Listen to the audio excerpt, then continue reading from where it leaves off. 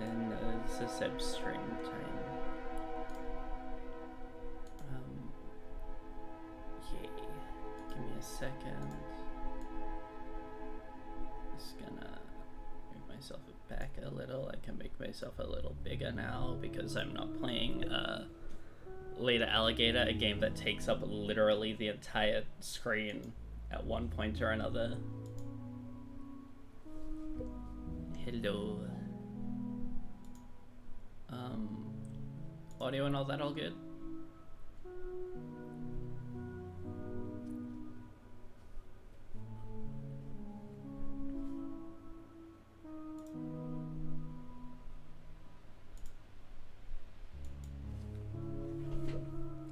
Hooray. Oh, I just remembered I have the really weird control scheme that doesn't work properly. I shall be pressing the square button.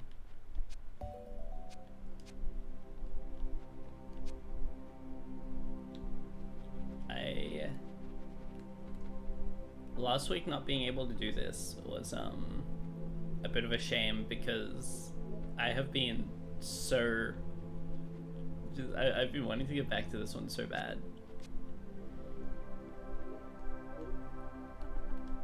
I guess I'm the first one here. Yeah. Yeah, Riverton, that's right.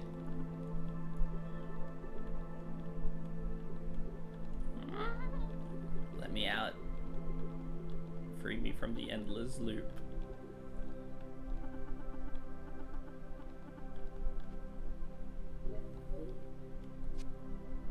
Okay, kill, yeah. Wow, these fish are jumping really high out of the water. The scales glint green in the sunlight. Back to Angeline era. Let's go.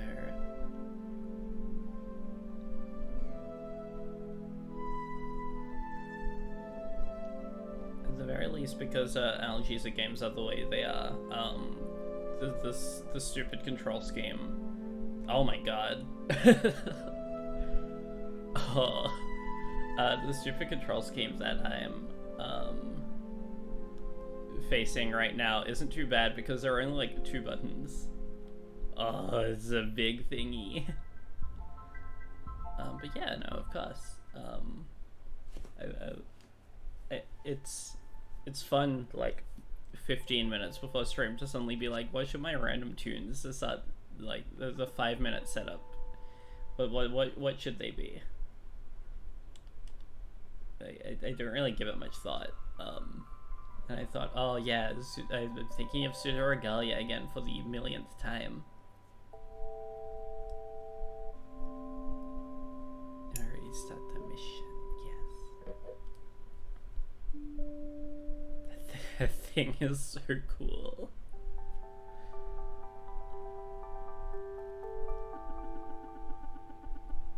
Because I stream a lot of games with thingies. That right there is one of the things to immediately appeal to the Seb basically ever. Hey, hello, how's it sizzling? Well, I think I made it here before GM's full-on assault, but overall things are not looking good. Paxton went early by himself, and Lopez has some family emergency to attend to. They just made it to Riverton alone. Do you know about this? Nope, it's like you said, Aleph.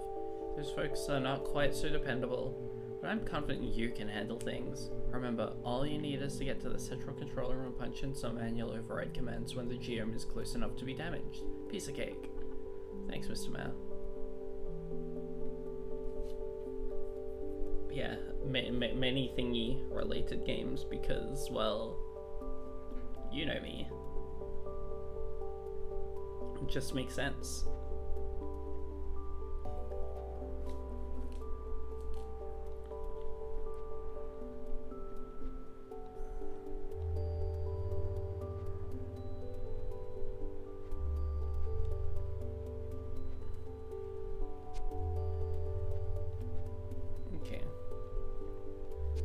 There were probably training courses or whatever back at the city.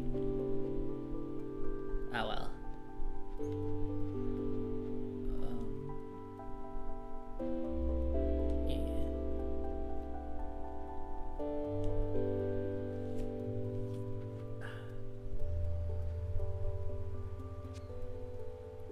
Also, nothing in this game will reach the emotional peaks that I felt of later Alligator's sliding puzzle. Hey there, why are you standing here? Just stand guard, miss. I patrol the outskirts of Riverton. I see. Is there a lot of crime in Riverton? There is not, miss. Well, that's good. Yes, it is, miss. There may not be a lot of crime here, but you never know. Safety is key. Oh, yeah, that's right. One piece of dialogue per character game.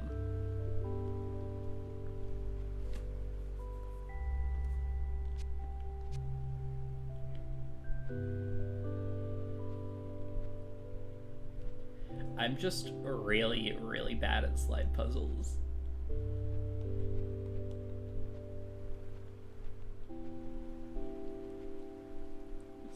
So with that one, when it was like, oh no, it's a slide puzzle, and then within 30 seconds I get hit with it seems like you're really bad at this. Do you want to skip the puzzle? It was really good. And then, you know, oh, I did it. Oh, and now it's flipped over. Now it's a 4x4 slide puzzle. Have fun. It seems you're really bad at this. Do you want to skip this puzzle? No. Are you sure? You seem really bad at this. Hey there, looks like you're from the city. Yeah, I'm a technician for White Forge. Spread the word to all your city friends about Iono's Riverton-made boats. For the smoothest ride in all the land. My boats are sturdy, dependable, and perfectly aligned every time. Will do. Heh. I believe the best way to honor our gorgeous Riverton trees is to craft vessels of the utmost quality. A well-made boat has purpose and brings value to its owner. It's not simply a frivolous ornament. Oh, hello there.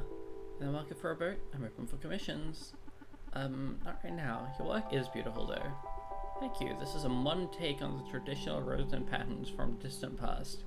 I want to reveal the natural beauty of our local Riverton trees and not just treat the wood as material to use towards an end goal. I think that a skillfully carved boat can help its occupant to make a connection with the surrounding environment. Its artistic focus only on the function of the boat. It creates an antagonistic relationship with nature.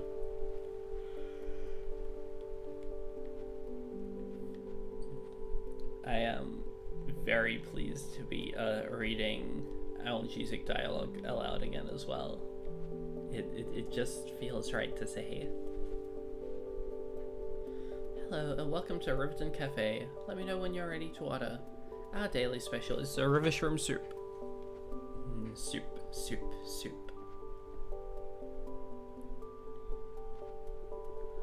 You must be the city technician, here to remove the GM creature.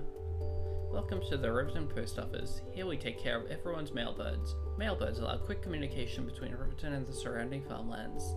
It's a very important service. Do you need to send a message? Message bot? Sometimes people send messages to no one in particular. The mailbirds just stick these messages to the message bot. What should I read? Boats are for rivers, not art galleries. Learn the fundamentals. Good luck selling a boat that looks like a beaver carved a pair of clogs. It's like a perfect day for fishing today. Will I see anyone out there? Okay, cool. So it's like a few each. I'm hearing a lot of complaints about the bad wheat bugs this year, and I'll say again, diversify your crops.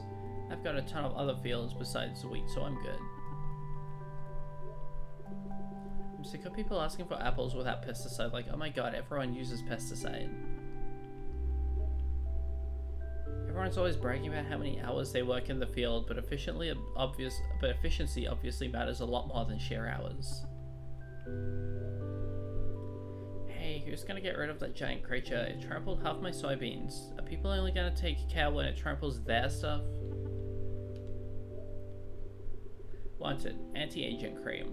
I keep hearing about this new stuff they have in White Forge. How can I get my hands on some? Or some of my hands. Heh.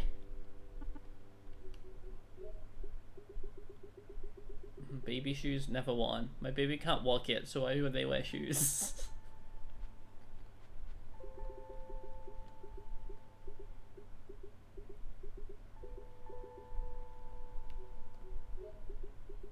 Working here, I see all the mailbirds coming and going. You can really come into it a lot about people by their male habits. I never let on though.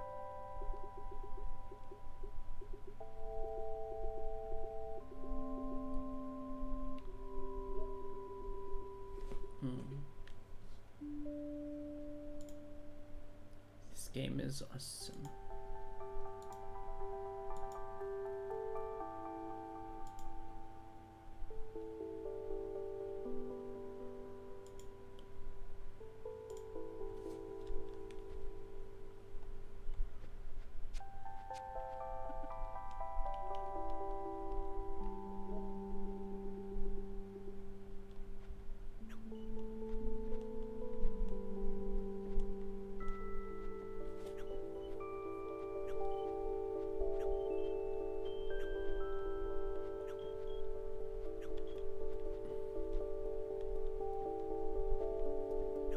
Hassling the birds for fun.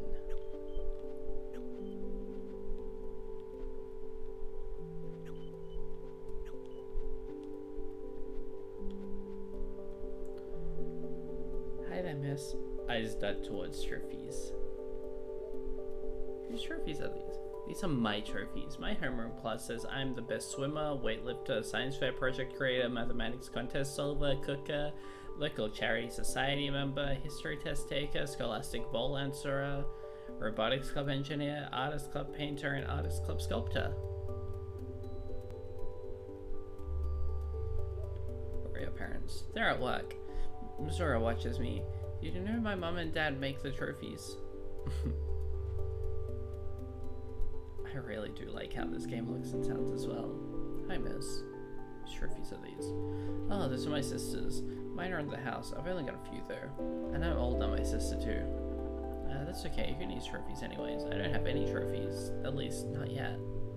Yeah, but I want one.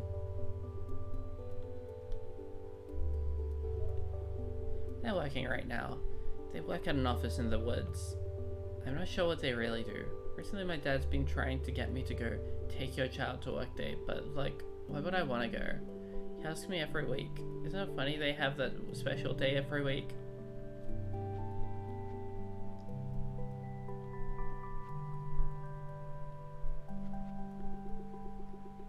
Say that, ma'am. Have you been to Riverton before? I've never seen you here. No, sir. I'm a power plant technician for the city. Ah, the city. So what have you heard about our little town? Well, it's a farming community, and you're known for your craft persons, and people like to come here for vacation, and that's about it.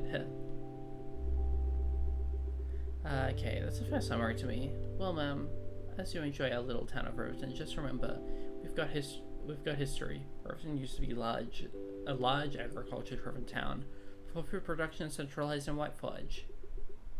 Things aren't as big as they used to be here, but we get by. Riverton, it always gets by. We find a way. You have a nice day, though.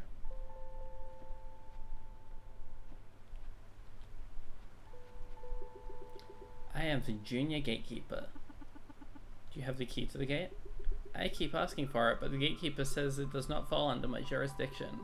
Don't you think I should have it? I am the junior gatekeeper. Where is the gatekeeper? I need to get in to fight off the creature. Gatekeeper left on important business. If you go to the post office, you could send a message to Gatekeeper via mailbird. Okay, thanks.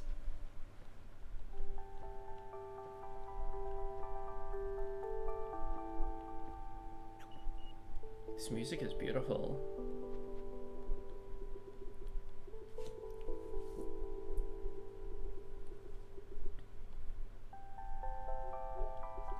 I understand. We'll send off a message to Gatekeeper Russo right away. Why don't you go back and wait by the gate?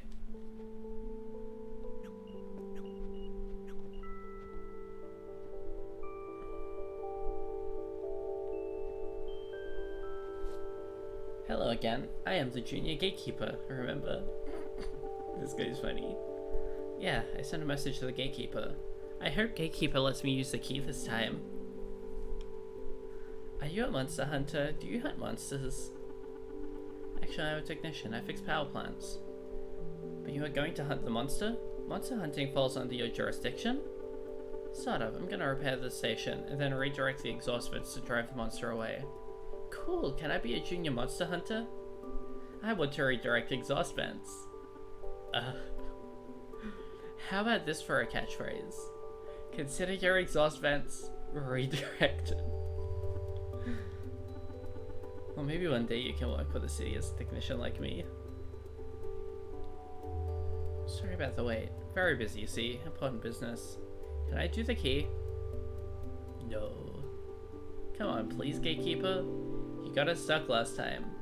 But how will I ever grow my capabilities as junior gatekeeper unless I am given opportunities for hands-on experience in the real world? The good technician here is in a hurry to get through, Aaron. Let me do it. Alright.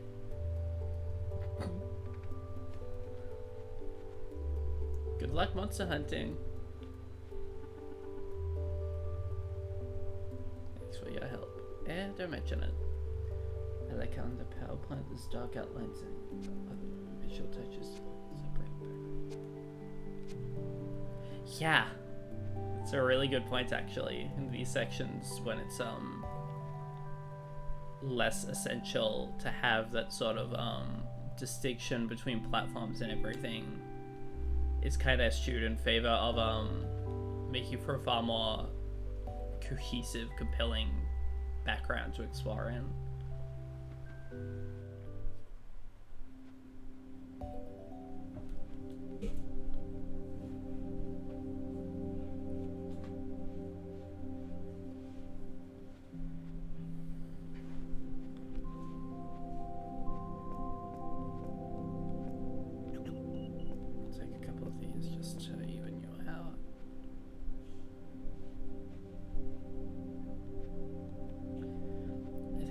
Also helps provide this sense of separation between these two halves of the game in a way that I quite like. I know the warmth of humanity and nature contrasted by the very bleak sort of clinical job that you're having to deal with. It's just okay, it's my job time, no more time for any of this beauty. I have to fix power plants now.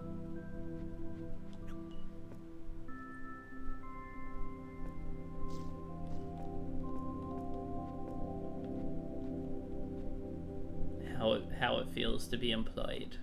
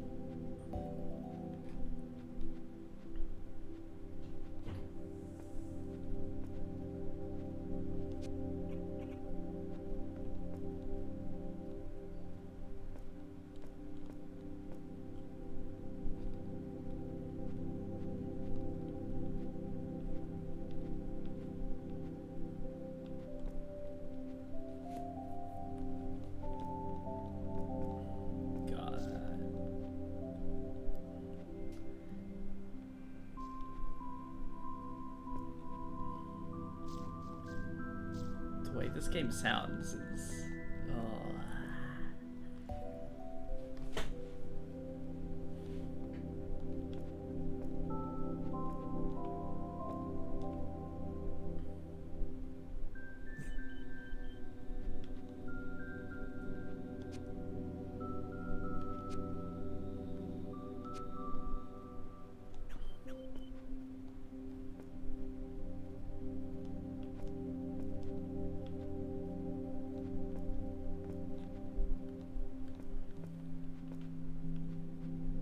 really is. It's rather striking for even the sections of the game that are about, like, you know, these harsher environments to still maintain this sort of peacefulness to them, even if it's one that's kind of tinged with just an underlying sense of sadness or melancholy at the very least. It just, like, yeah. It all looks a little bleak, but it's also still pretty.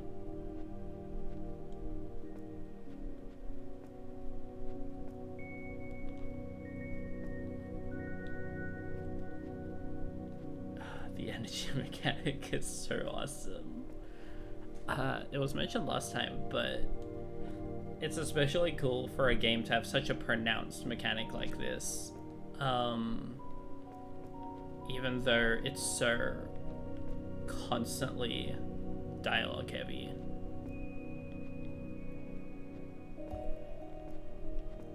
Like, there's so many swathes of just like 15 minutes of talking to one another and then still finding time for the mechanics themselves to be like really, really compelling.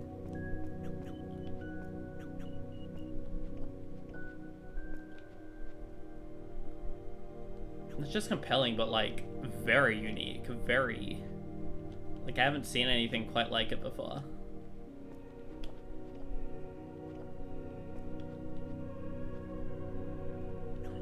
I mean, even the lack of traditional enemies is pretty cool.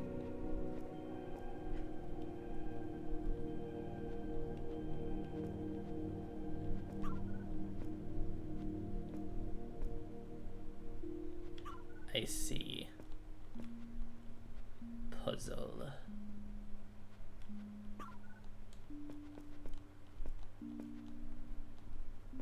The smartest cat ever? Some have said.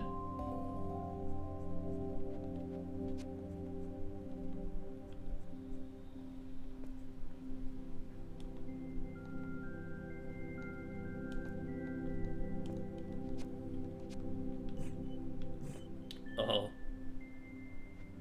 Not my finest idea, but it seems to be kind of beneficial here, if anything. Because I can kind of just dip into these a little to normalize again.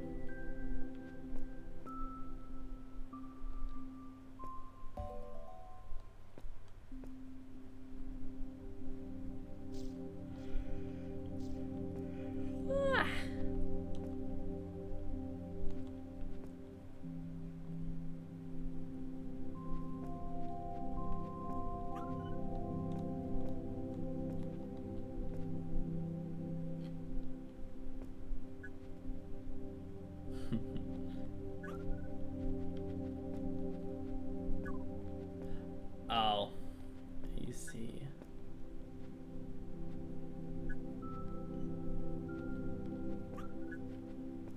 Oh, come on. Stop that.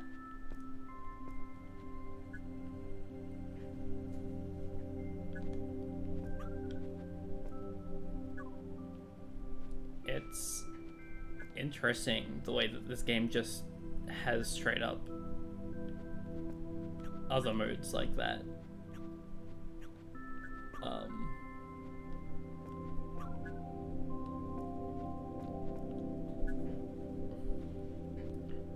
Just like a mode that lets you skip half the game.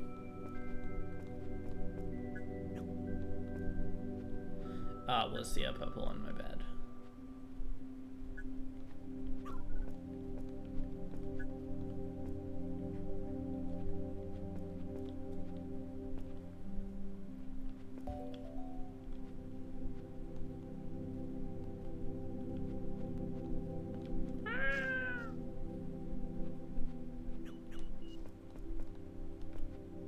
Now, how badly do these...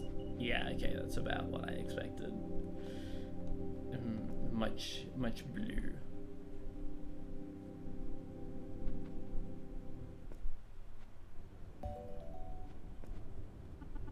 Paxton, is that you? Hang on a second, I'll be right there. Don't worry, I'm not here to gloat. I just wish you had waited like we'd agreed on. Paxton. Paxton. No, why didn't you just wait? We were supposed to go together. Keep together this time. We were supposed to be a team. What chance can we possibly have with you running off ahead and Lupus gone too? We're all in the same boat.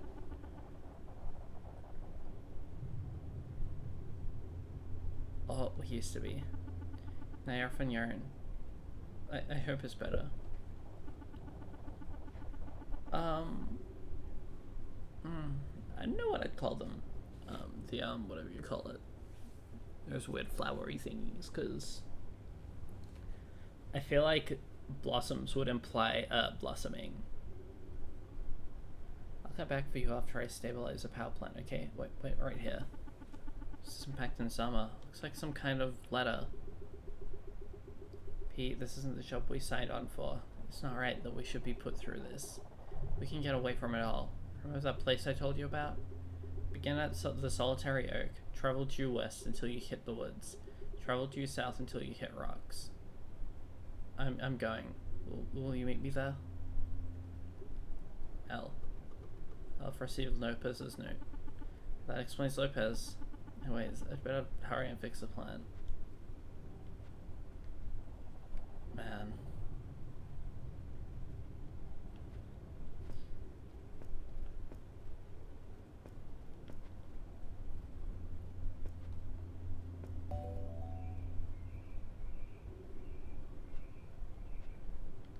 This is correct. It's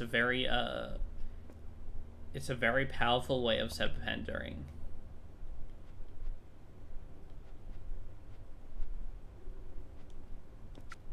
Works every time because literally storyteller.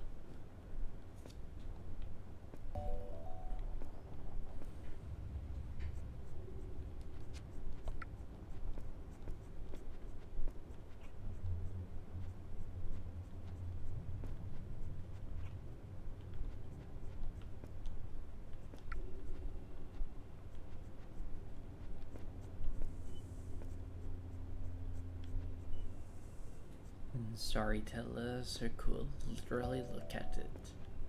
Look at this creature.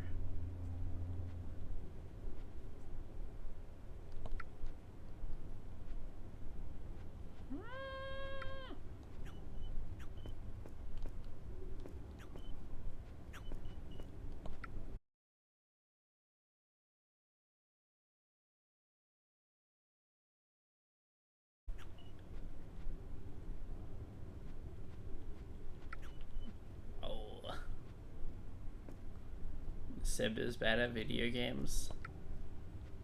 Some have said.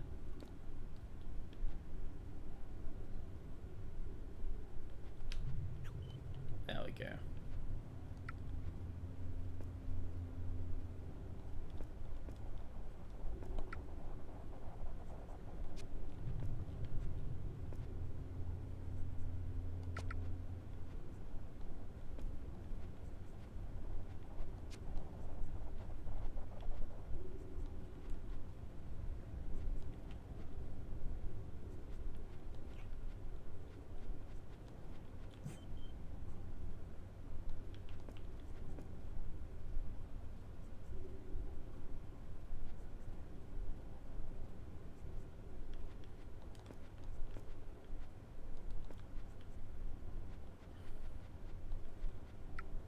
Oh.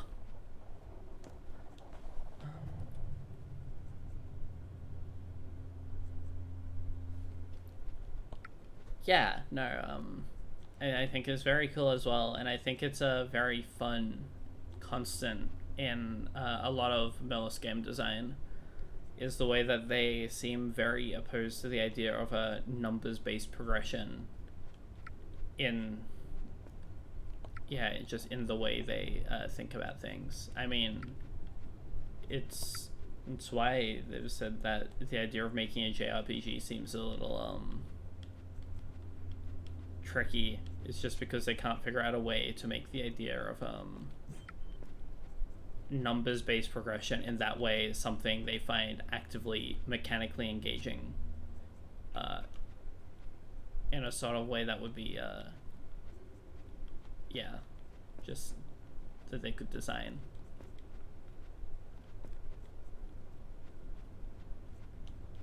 Not that they necessarily even hate JRPGs or anything, it's more just an interesting case because, like, it shows where the priorities within their own design lie, I think, is, you know, very mechanics driven as the base, and that's what they find especially interesting more than the narrative expression side of things in terms of what a JRPG can do. It's like, if I want to have a cool narrative to go along with this, I also want to have a uniquely compelling way of number scaling.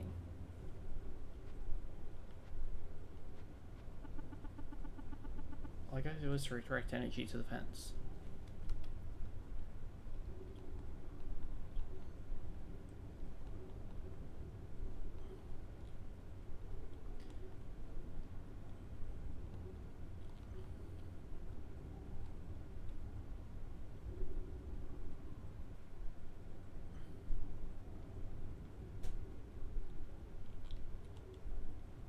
Okay, here we go.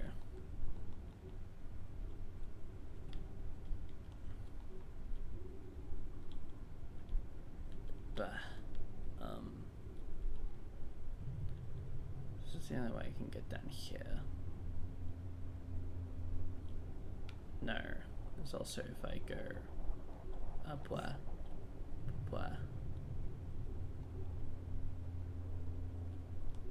I need your endpoint to be down there, which means I need to do that, which means I need to do that.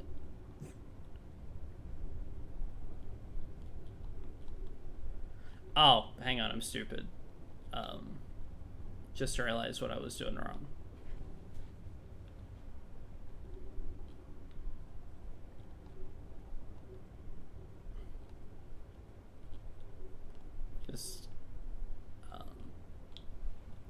I was looking at them from the wrong way around.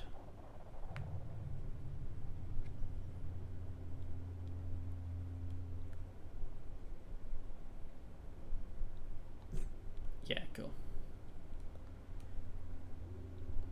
No, I just genuinely got a little thrown off for a second there because I completely misinterpreted which ways these things had to go.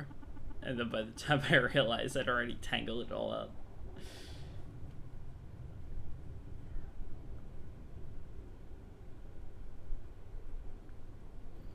I agree with you in terms of like JRPGs.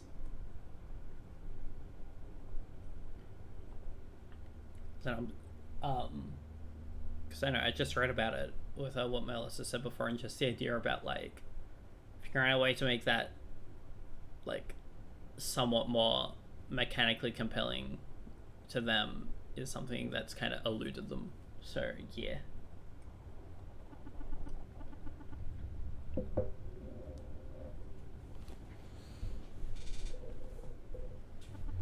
Okay, the fence already directed, that should do it.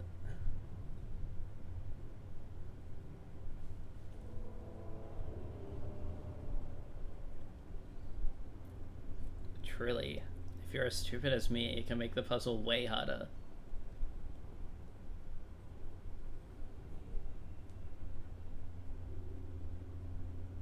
Bye bye thingy. Oh. White Forge, it's frustrating. The exhaust vents worked. Far out, Aleph. Good to hear. Head back home for debriefing and rest. Mebiggs. Aleph? Paxton's dead. He went ahead alone, and I found him. I understand. Leave the body with someone, and I'll send a crew to bring it back. I'll see you soon, Aleph. Oh.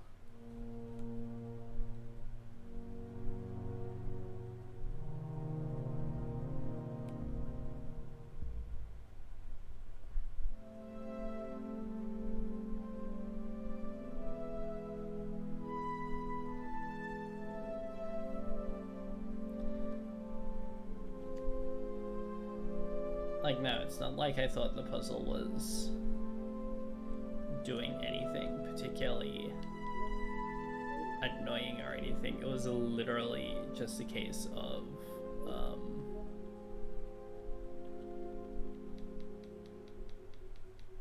I had misunderstood what I needed to do.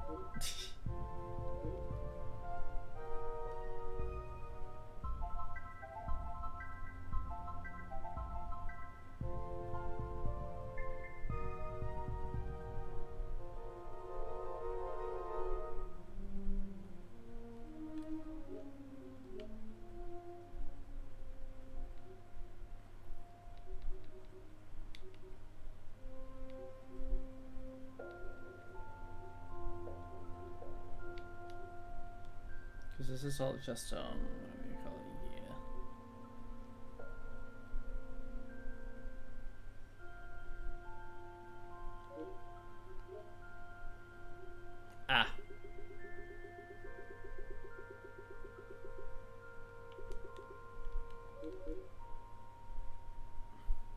Thank you. Just travel due west until I hit woods. I hit a bridge.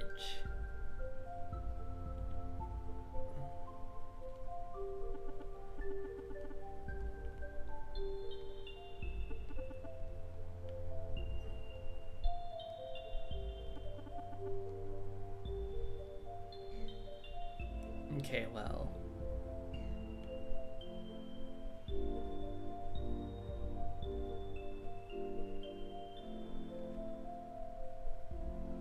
Backseating at Z, but only in ways that are nice, such as sub the things in maps. I know exactly what you're looking for. It's in a slightly odd spot. Biggs, I don't know if I can keep doing this. We were supposed to be a team, but Paxton is dead. I haven't heard from Lopez at all. Everything's just falling apart. I know things have been looking dark, Aleph, and I know you are very discouraged. But first, hear me out. There is something I need to tell you about the GMs. Well, do you know what they are? Why they're attacking?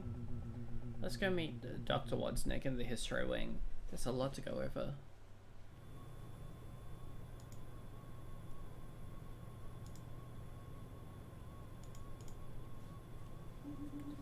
My predecessors believed that ours was the first technologically advanced civilization that had ever existed in the world. Through archaeological study, we had traced our lineage all the way back to primitive nomadic roots. The record seemed clear. As a young researcher, I took part in an expedition to explore the outer continents to the east. We were driven by a thirst for knowledge, a desire to see things that no one had ever seen before, and of course, to chart a path for future resource collection and colonization in the event that Whiteforge civilization continued to expand at an incredible rate that we were beginning to witness. Imagine our surprise when we found the remains of an entire city almost appearing to rival Whiteforge in its sheer size and technological advancement. After much study, we were able to roughly translate the language used by this ancient civilization from contextual clues. We call this civilization Caravold, though of course that there is no way to know for sure how it was pronounced at the time. On closer examination, we found that this entire civilization was dramatically cut short by an extraordinary drought, a drought that struck the entire world, including our western continent. According to Caravoldish records, the Caravoldish people had done some exploration and development here, but when the drought came, they found it equally as dry as their own home. The implications of this worldwide drought were staggering, and confirmed by further research. Caravold wasn't merely ancient like our ancestors, but existed long before in an almost entirely separate world, before the Great Drought essentially wiped the world clean. An entire civilization was built up, and then the world reset. Everything started from nothing. Still more shocking were the archaeological records we found and translated in Caravold.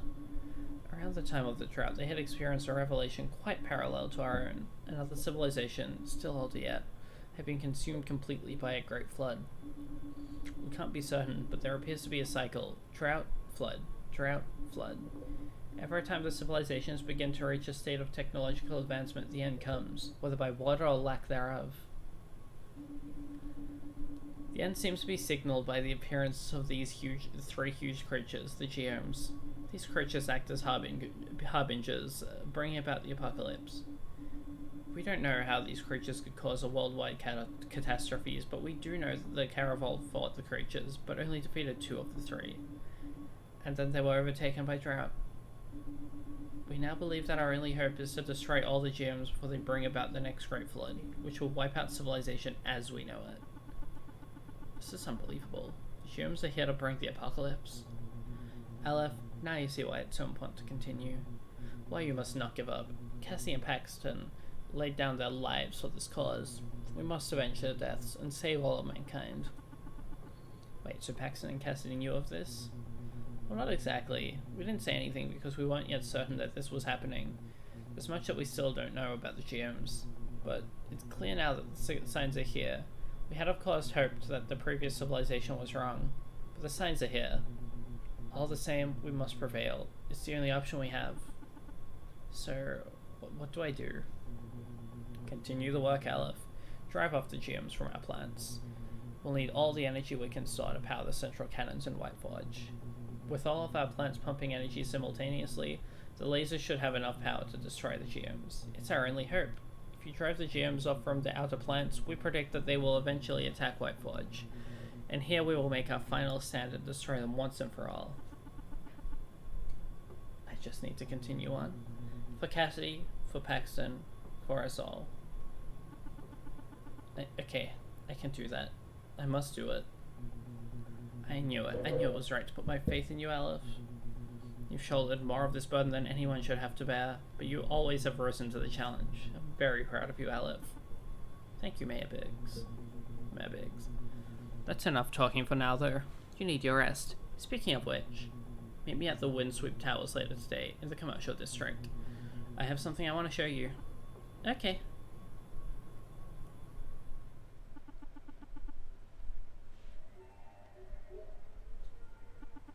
Gosh.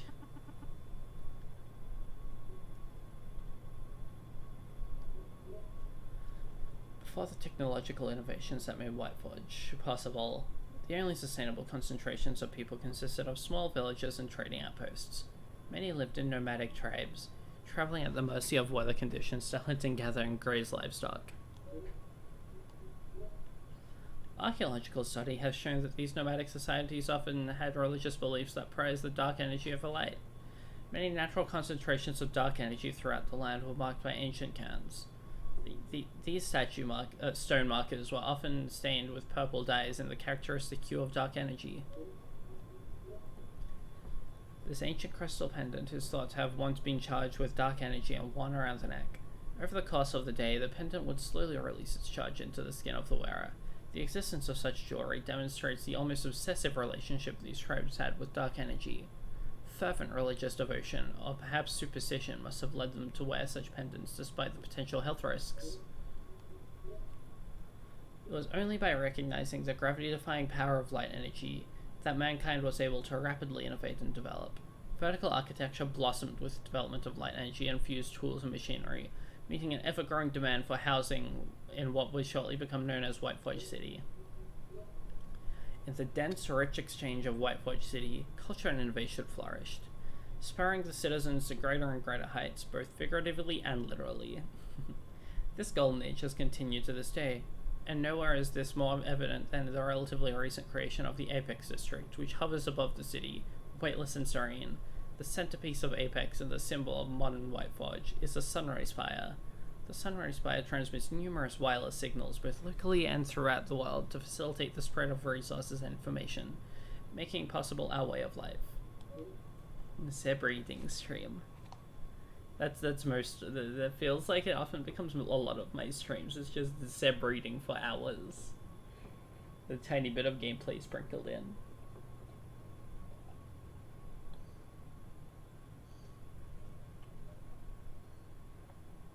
Having my tea. Awesome. I mean, I'm sure you think there are worse things to have than a stream dedicated to zeb reading.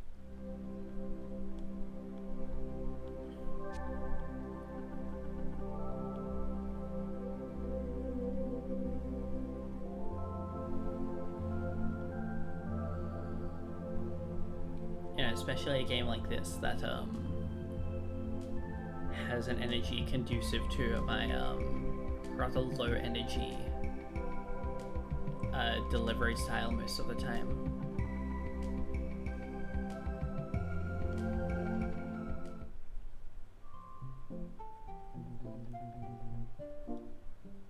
This music's really funny, like immediately.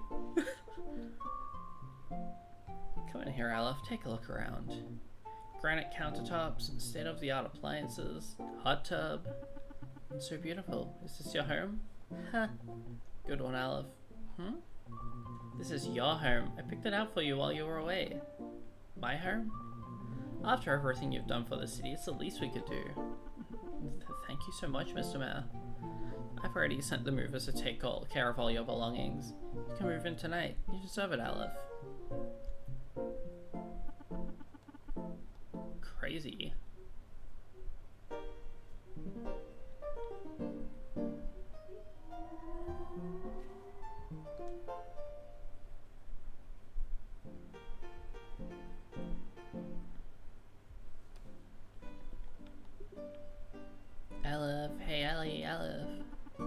Are you talking to me? Alef, I appreciate the work you're doing for the city. Very impressive. Making real strides for someone your age, truly. Thank you, Alef, I understand your current niche appeal, but you could really serve to broaden your fan base with more modern look. Here's a tip. It's hard to root for a person in orange. Nothing against orange, it's just what the studies show. But it's for visibility while I'm liking the persona though. A bit of a dazed look in your eyes softens you up a bit. You want people to be impressed but not intimidated by your achievements, I guess. And that's how it's done. See, Alef?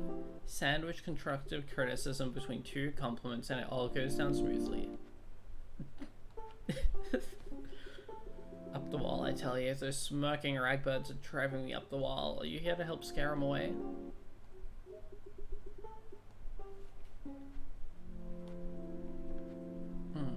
Oh, I've already done this one, but I guess I'll help this guy scare away birds again.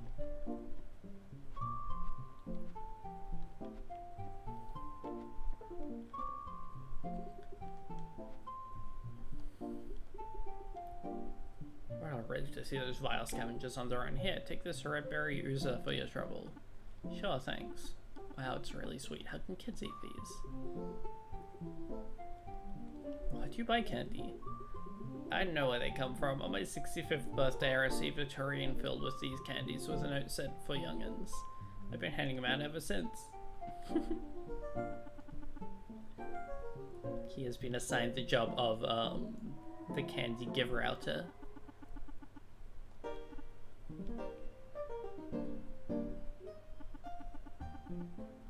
Looks like the new exhibit's done. I can sign up for a tour at the customer service desk. Hi everyone, the tour is starting now. So this special exhibition centers around the avant-garde photography circle, or Reject, that worked together during the beginning of the construction of the Apex District. The group met through attending various social protests and gatherings near the construction site. Due to their common interest in critically looking at the state of photography, eventually the group had around 5 to 6 members and produced work throughout its 3-year lifespan, spearheaded by the two photographers Hironaka and Yamamori. In their first magazine's memo, they proposed to reject the state of photography as being purely used for journalistic functions by the media, reject the notion of photography existing as only personal record keeping, and sometime later. Wow, that was fascinating. Did you do all that, this exhibition by yourself? No, of course not. Some of my research interests overlap, but it was a big collaboration with other art historians and researchers. You know, our research ancestry, past researchers.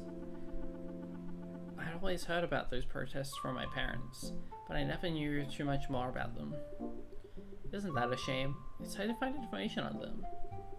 They have such important things to say. That's the thing. All this information fades away, and we can't even start to measure what was missing. It's kind of scary. Anyways, Reject is an important circle from that time. The photos and essays seem to be conveying an anxiety about the whole situation, and instability at the time. You know, on the surface they opposed the Apex project. Even with their work and protests, well, now we're here. But maybe that sort of undercurrent is still present today. I can wonder. I wonder what they think of the power plants today. That's a good question. Maybe you could dig around on that topic, see what you can find. Well, anyways, I gotta go and do some other things now. Thanks so much for coming. Tell a friend too. Okay, thanks for the tour. Later. Storyteller. Seb pandering again, even if it's only for the briefest of seconds. How exciting.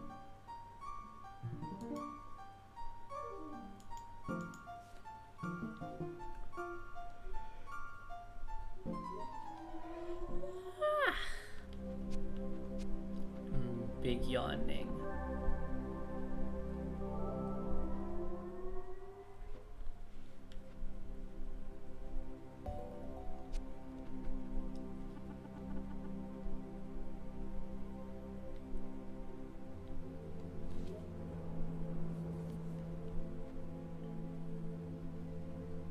Kitty yawn.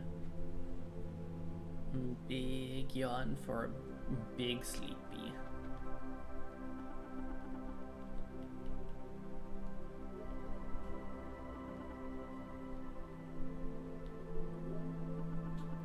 so my address changed and I wanted to update my card's info. You can do that here? Sure, can you just fill out these forms? It'll take a second after you hit submit. Okay, sure. Okay, I'm done. Is that it? Yeah, that's it. Here's your new card. Shield Avenger Aleph. Thanks. Yeah. Wow, I never knew you were the one fixing all these disasters. I just like to keep a low profile, that's all. So, your new address. Windsweep Towers, huh? Nice, that's expensive, right? I remember when that was being built. Do they really come with automatic coffee machines? How'd you move there? Well, because of all the recent stuff going on with the power plants and it being a hard job, you know, government job and all that. Right, well, if I were the government, I guess I'd be giving my most valued mechanic something nice too. Can't blame them. Yeah. Anyways, there are a few new books here. Every time you go somewhere, I get more people asking for copies of tour books. On your way out, well, we've been collecting donations recently. They're tax deductible too. Whatever you can give goes towards support of the library. There's no pressure. Alright, I'll take a look. Bye. You can make a donation here. Label says, please take a moment to pledge your support towards the continued life of this library. With a small donation, we can afford to buy a new book or two. Your donation can help paying staff or buying new furniture, and a large donation, among other things, can help with our property tax payments, interior and exterior renovations, and funding for community outreach programs. Even no donation is fine. We're glad to have you here. Give large donation. Okay, so that's how much? Let's see, okay. If we can figure out a good use for it.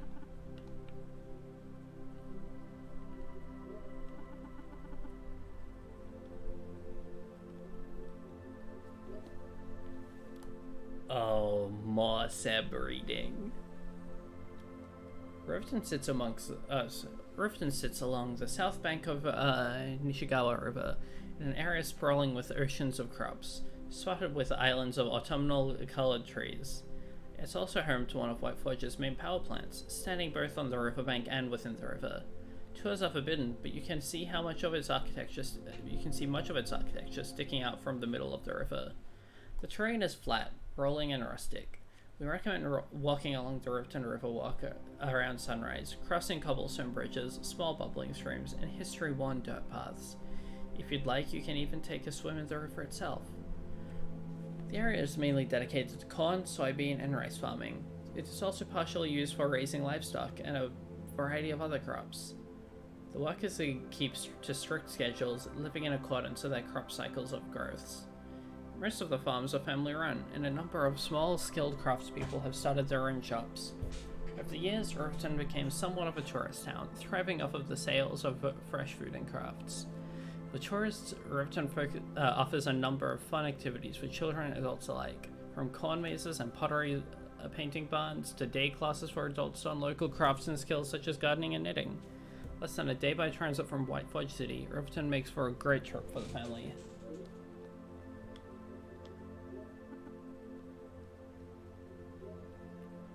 Yay.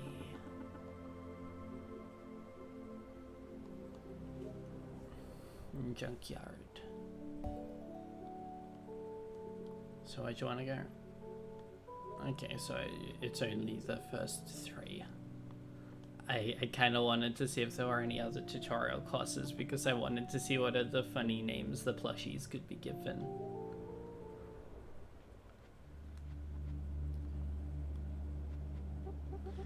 Oh, hi Aleph, what's up? Not much, just resting now. Wanna have dinner? Sure, before I go in, have you met Hummus? Hummus? Oh yeah, we met the other day in Apex Plaza. There was something of a commotion. People were upset because they thought Hummus was a vagrant or panhandling or something. Yeah, well, I invited Hummus to stay with me for the time being.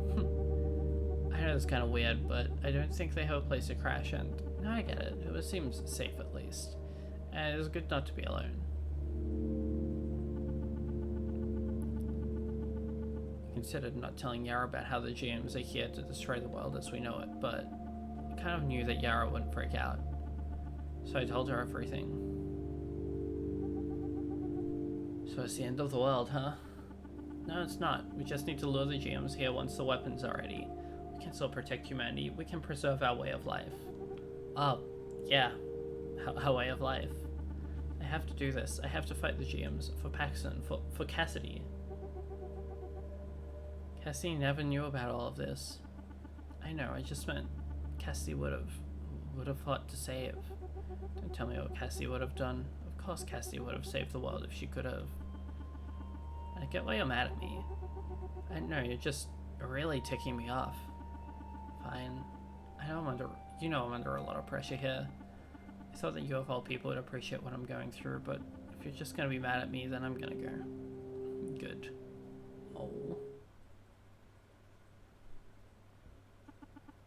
Where am I? Oh.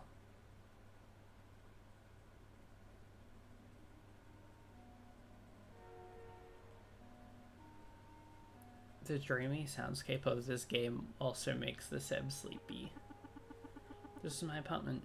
Guess I fell asleep on the couch. I slept terribly last night. I could really use a coffee. Coffee brewing activated. What? Seriously? What was going on with Yara last night? I mean, maybe I shouldn't have brought up Cassidy, but she must see the importance of what I'm doing. I just wanted to feel like she had my back, but apparently there's too much to ask. Whatever. I have to get going. Okay, well, time to get on with things. I've got 2 more GMs to fight off. That's the most important thing right now. I'm glad you think my voice melts in nicely with the game, though.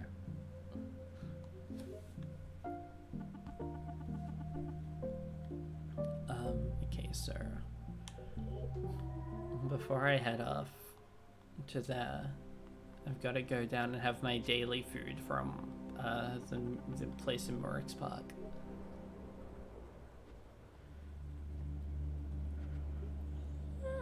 What'll it be? Oatmeal for breakfast. Store-bought oatmeal is usually too sugary, but this has a good balance to it.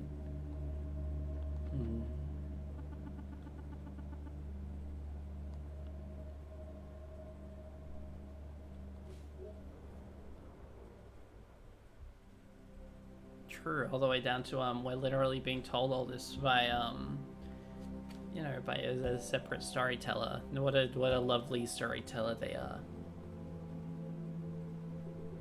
Here's a little math problem to keep your brain shiny. If train A is moving west from White Forge Main Gate at 55 miles per hour and train B is moving east from Government Station at 35 miles per hour, how much should you tip Riaz for his great work? Riaz gave me a math problem, so no tip for Riaz.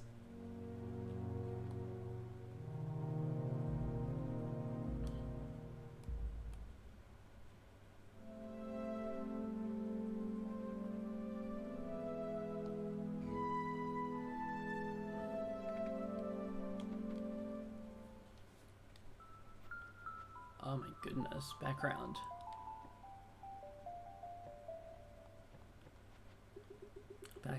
Paxton, is that you? Olive, what are you doing here? Lopez, I have something to tell you.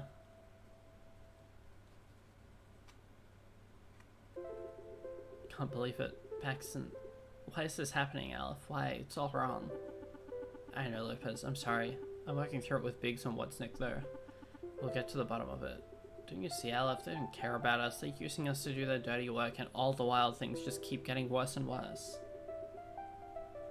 You need to get away too. I don't have a choice. Maybe they don't care about me. I know Whatsnick sure doesn't. When it comes to facing GMs, we're all in this together. I have to keep at it. Take care, Lopez. I think I need some time alone. Oh.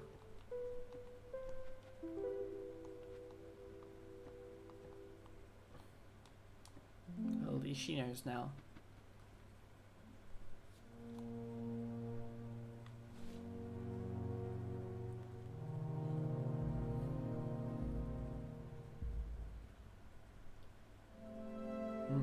Very pretty background. Oh, there it is. I left a pot on the fire. I'm just running out to find some rosemary. In situations like these, I always shift my balance towards purple energy so I can run faster. This purple necklace I wear is an ancient accessory designed for purple aligning oneself for travel. Pluck, pluck, take care.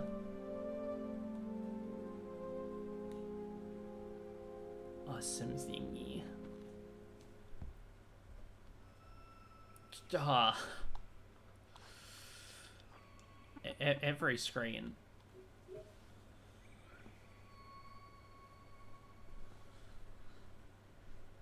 That thing is so cool.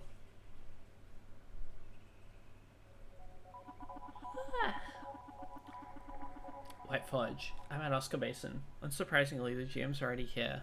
I'll take it out. That's what I'm counting on, Aleph.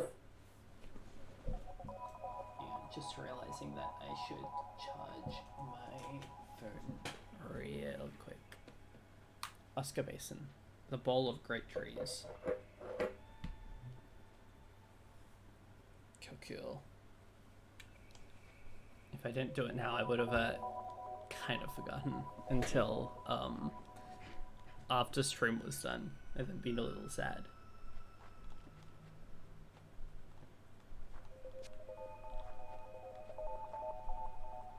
God, this game is like the prettiest ever.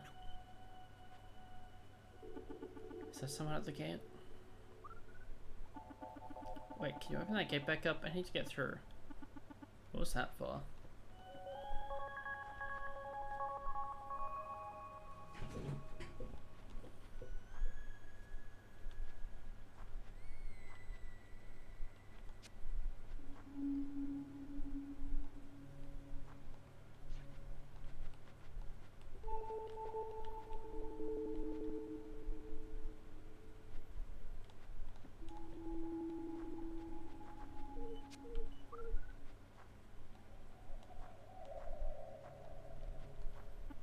This fountain is frozen. I wonder if it's supposed to be that way?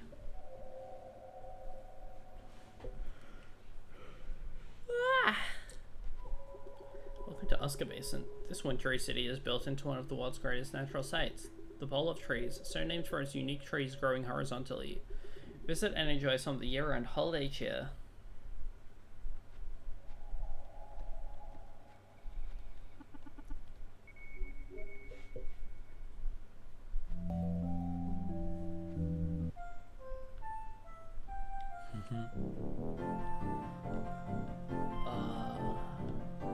Wow. So talented band.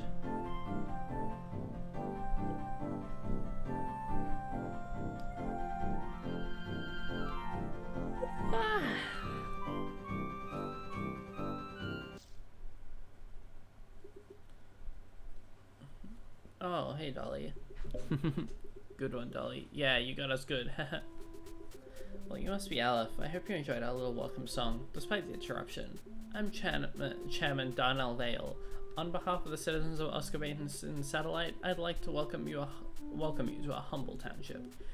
We are simply tickled pink that you've chosen Oscar Basin's very own power plant as the next site of your valuable maintenance engineering. Oh, thanks. Yeah.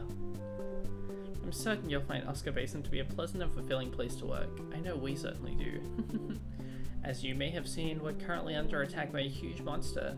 Shouldn't be a problem for an old pro like you, though. The mayor tells us you're his top agent.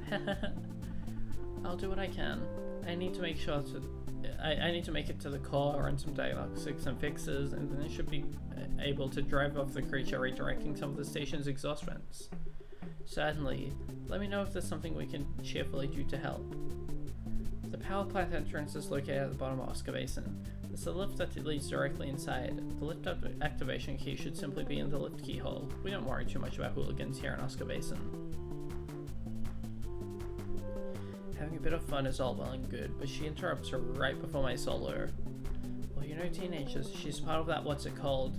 Emo trend. It was on TV special last night. Did you enjoy my rhythm? Yeah, okay, there it is. This music is cute.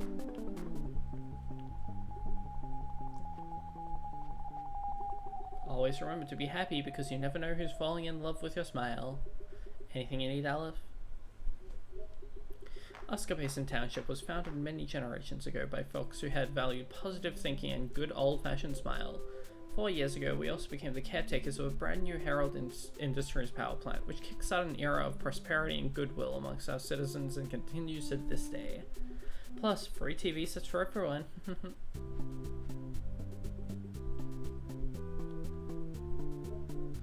Well, I have been the chairman here for the past 6 years. I sure love serving the people of Oscar Basin, but I won't bore you with the administrative details. The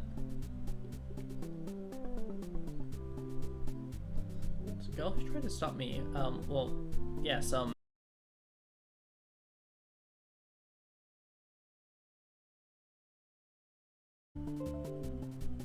okay, we back. Yeah, cool. Happens to the best of us sometimes.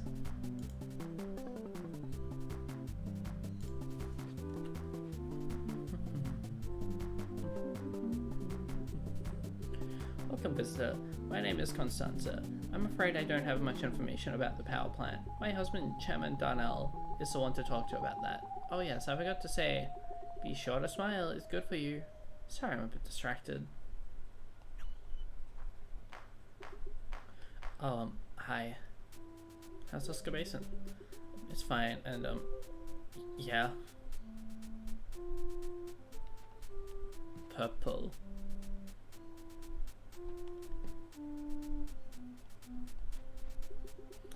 Well, goodness, you're looking a bit beleaguered. I have just the thing. Apply this cream around your eyes. It's all the rage in Whiteforge City these days. That'll fix you right up.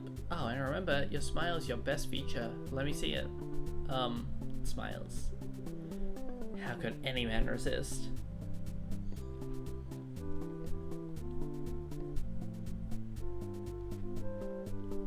Hey Hank, you coming over the game later? You got it, Carl. Wouldn't miss your wife's bean dip. No way, Hank. There's an indefinite moratorium on you and the bean dip. I've never witnessed such a magnitude of gas as the last time you downed the all 7-layered diptastrophe, and that's saying something, coming from a resident of Oscar Basin. Har har har. Oh, hey there. Something we can do for you, lady? Oscar Basin. Great news. Great views, great people. What can I say? We get our kicks. Well, we sure get our kicks a lot more often than the Ripton races. You watch what you say about my team, Carl. If Oscar Basin Elves are ranked much better, as if the Oscar Basin Elves are ranked much better, I'll say what I want, Hank. You're in Elves territory now.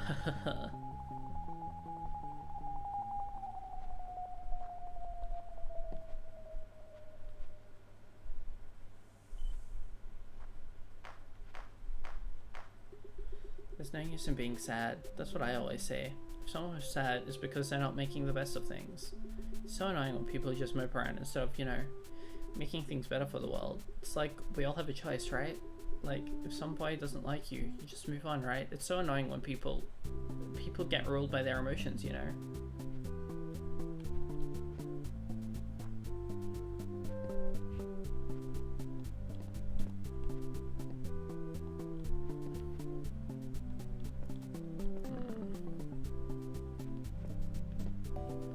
Some truly unusual vibes from this town.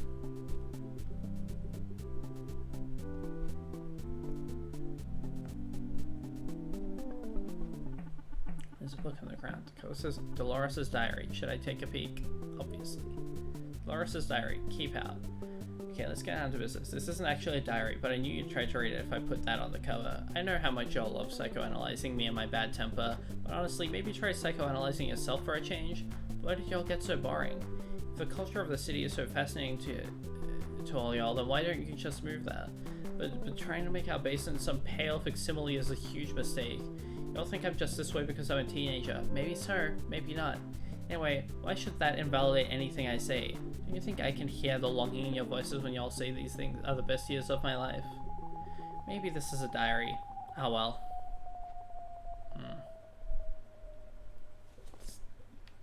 Give me 1 second. Have to respond to something.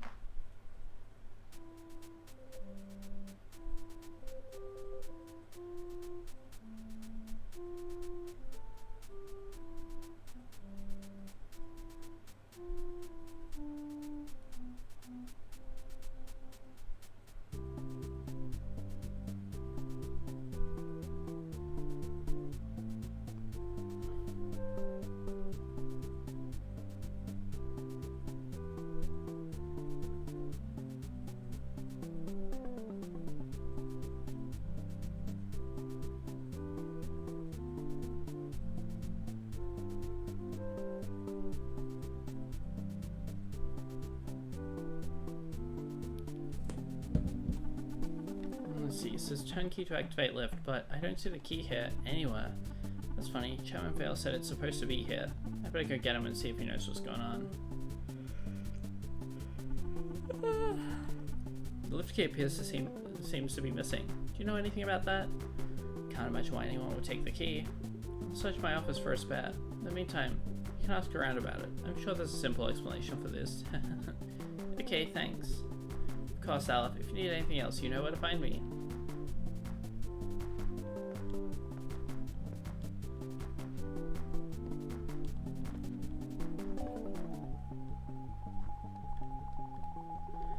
And stupid.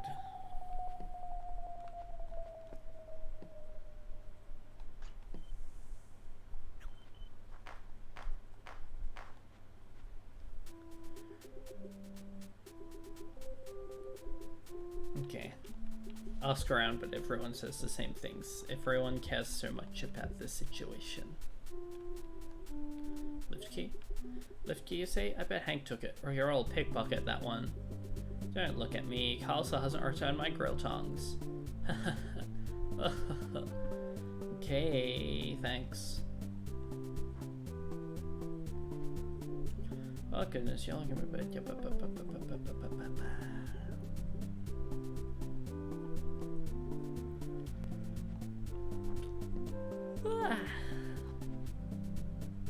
Oh, hi. Lift key? The lift key? It's gone missing?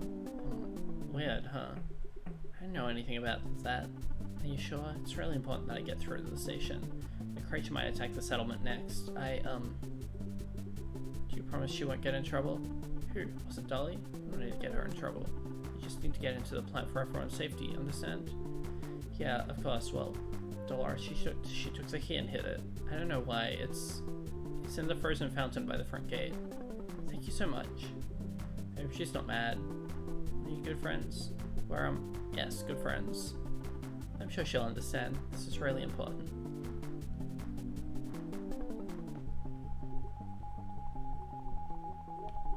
I'm sorry, I don't know anything about that.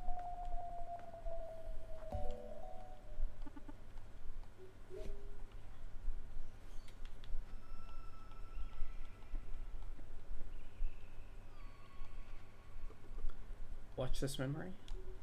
Of course. Many years ago. Have you ever wondered why the fountain is flowing water while all around us is ice and snow? No. Hahaha, but it's fascinating, right? Okay. The water doesn't freeze because it's always in motion, always cycling. If it sat still, it will freeze solid. It's just like us people. We need to keep moving, keep learning and trying new things so we don't get stuck. Frozen. Okay. Also, this water's heated, but hey, we all need a little help now and then, right? Look, Trace. The fountain pump broke. Must have been recent. The water's still wet. Oh, gosh. We should tell someone. It could break really bad if the water freezes on the inside. I don't think anyone really cares, to be honest. Dad used to stop by the fountain every morning on his walk, but now... looks like it hasn't been maintained in months. What was that? Key to the power plant lift? I nabbed it a while back. It'll be a little present for anyone who bothers fixing this fountain. My guess is it'll be frozen there for a long, long time. It's a lift key. Crunch. Lift key used to be in this fountain. This is a really good game.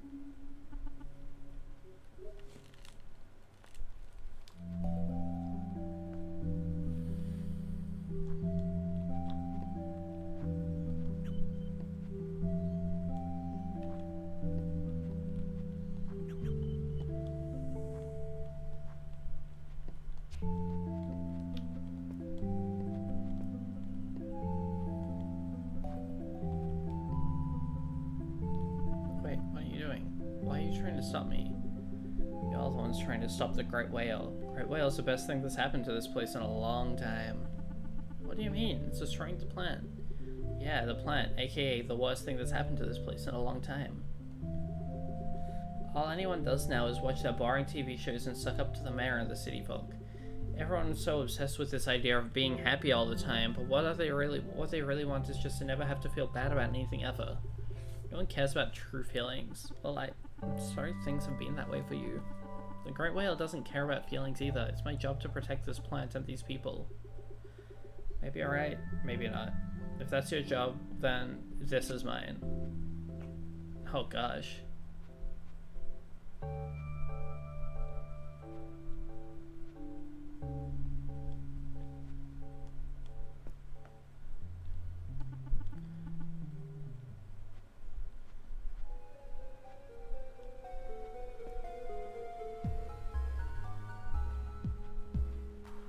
No, it's okay. I'm happy that you're here in some capacity anyway.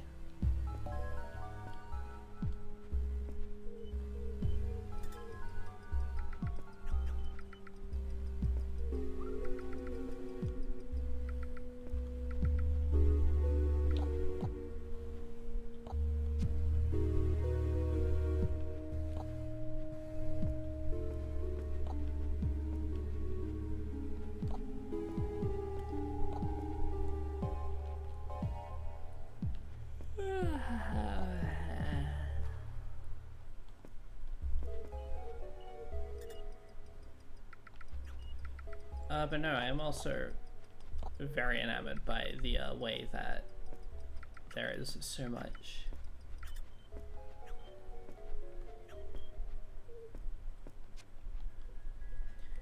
I know there's so much that's done here without ever really changing the actual actions I'm performing.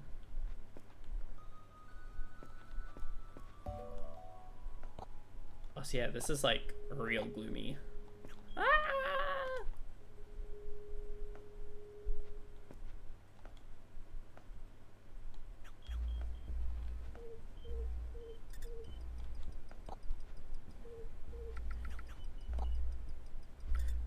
Oh, I see.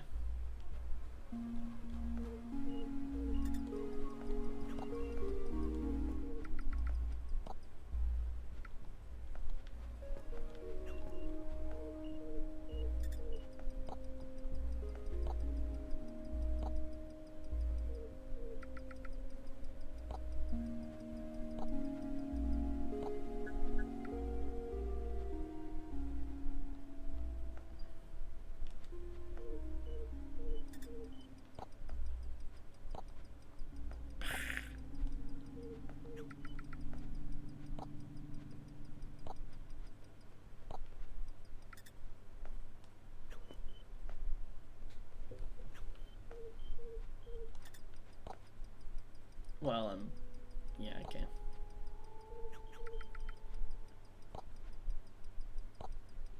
There we go. First try.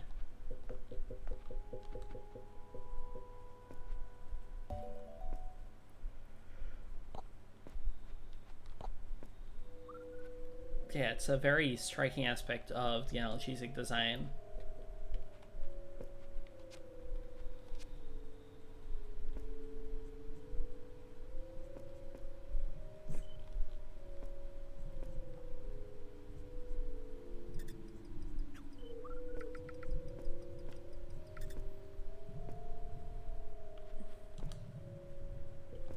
The environment around you being what changes rather than your own capabilities.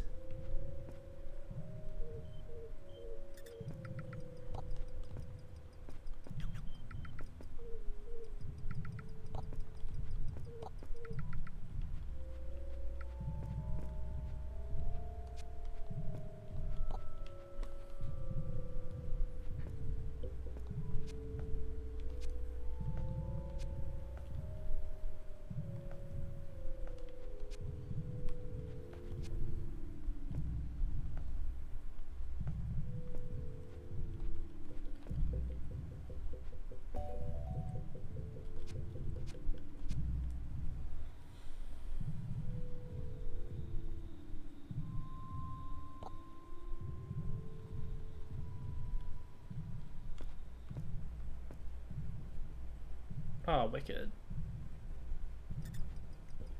This is a cute mechanic.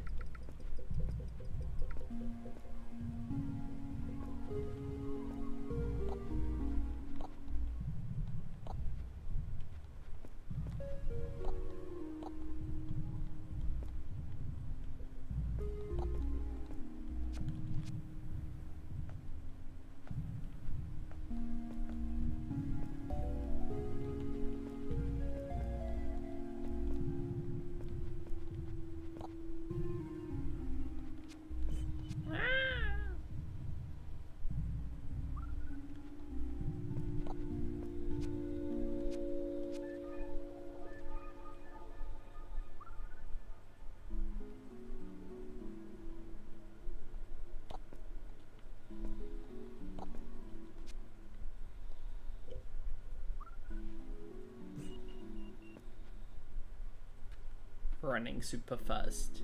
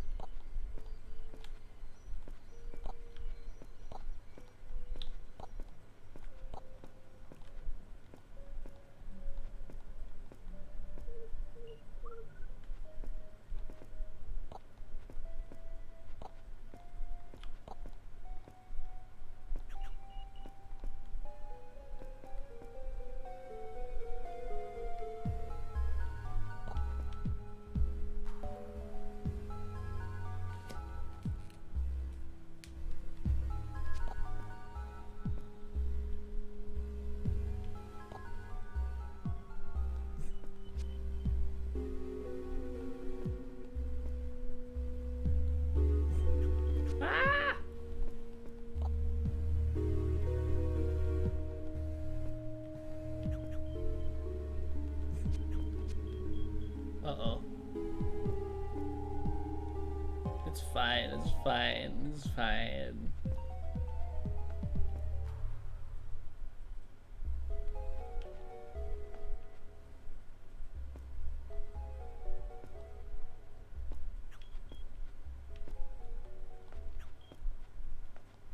It's okay, it was all calculated, because I am so smart.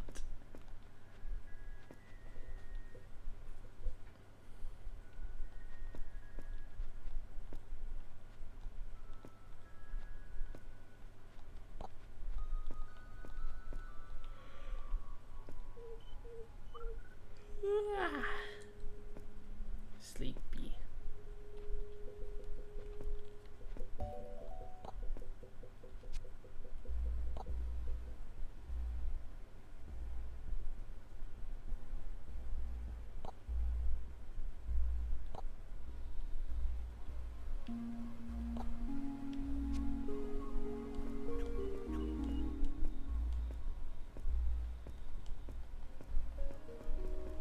Okay, fine.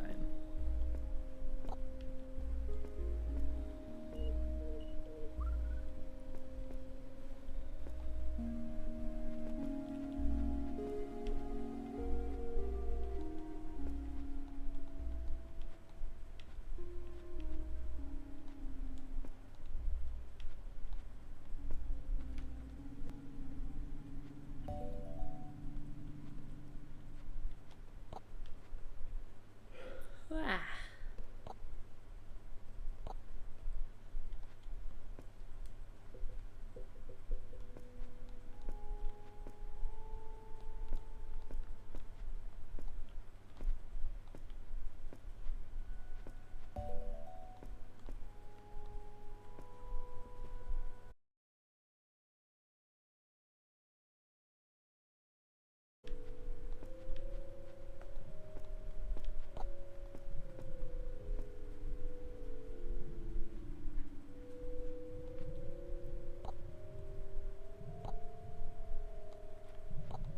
Why am I so stupid? I know exactly what I need to do. Bah.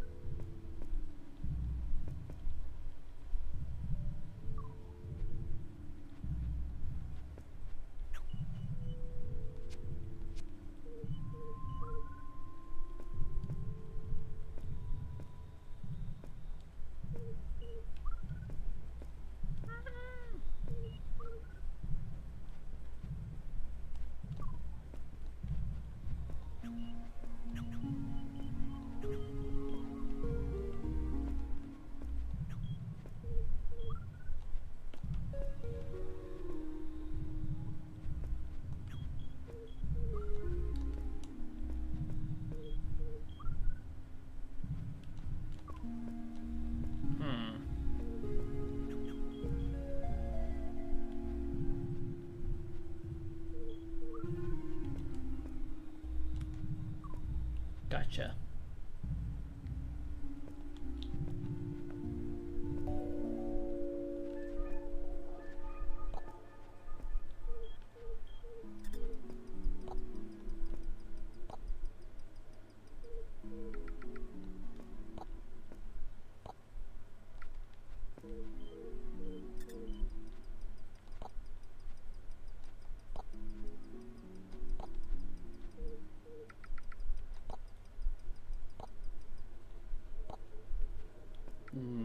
You are lying to me. There is no such thing as the climactic ocean, even the ocean slide puzzle. Oh, well. Oh well.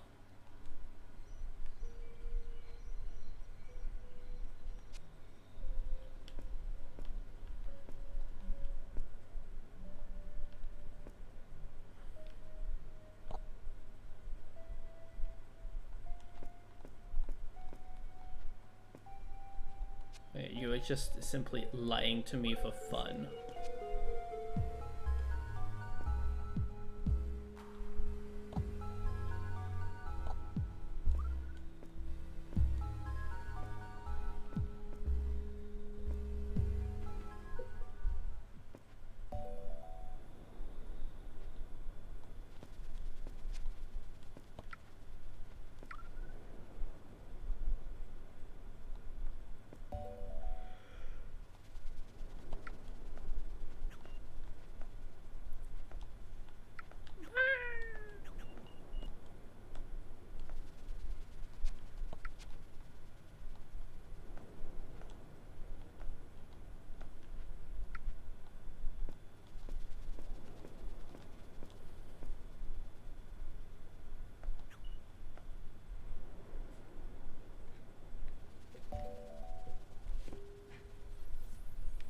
Like, I know.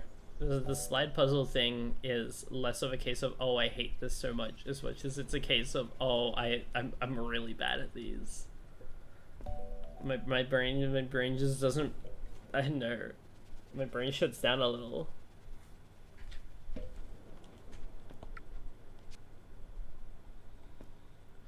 Oh, this is cool.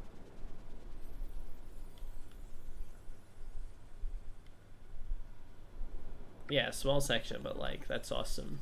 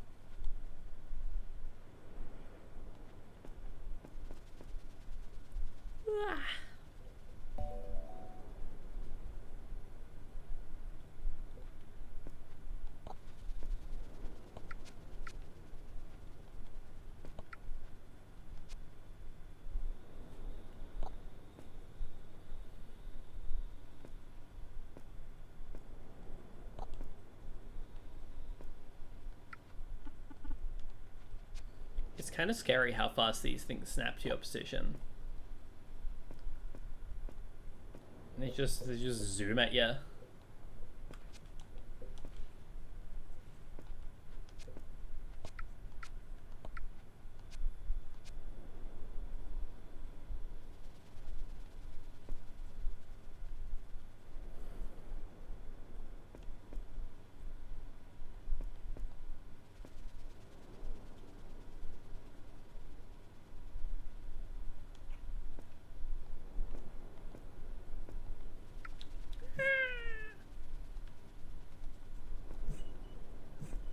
That's fine.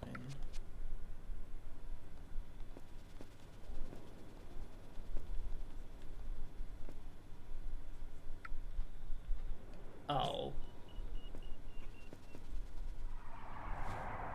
Oh yeah, better do that.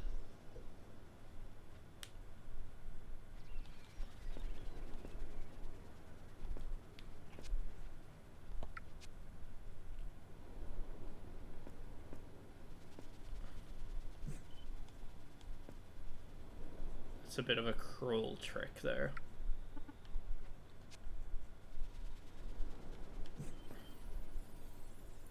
It is a very subtle one as well. But like, oh, that's mean.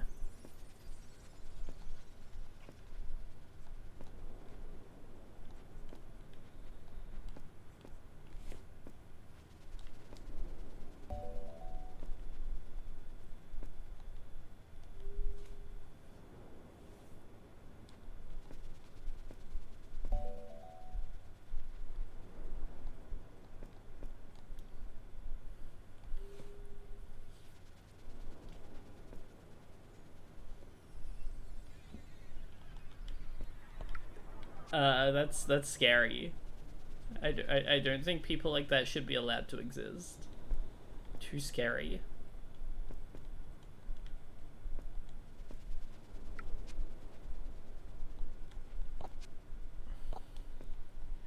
You're you're you're not allowed to you're not allowed to look like Alex Yeek. It's bad. No one should be allowed to. Scary.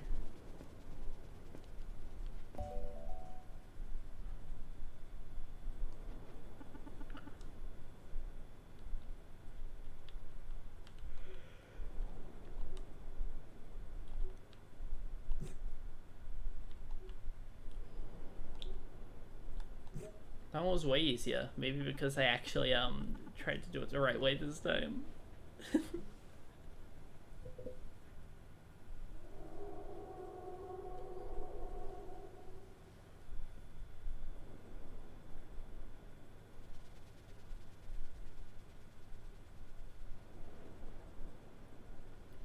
Sounds like the sort of thing that LXE could do.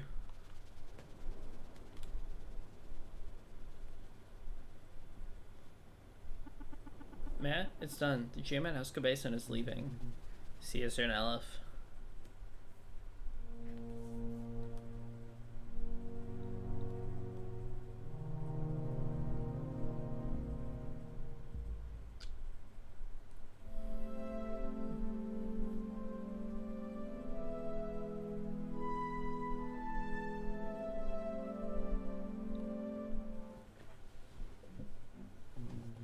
I can always depend on you, Aleph. Only one more power plant to defend.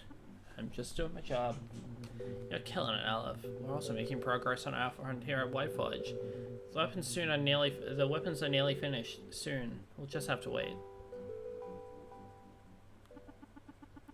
It's the lobby of the lighthouse.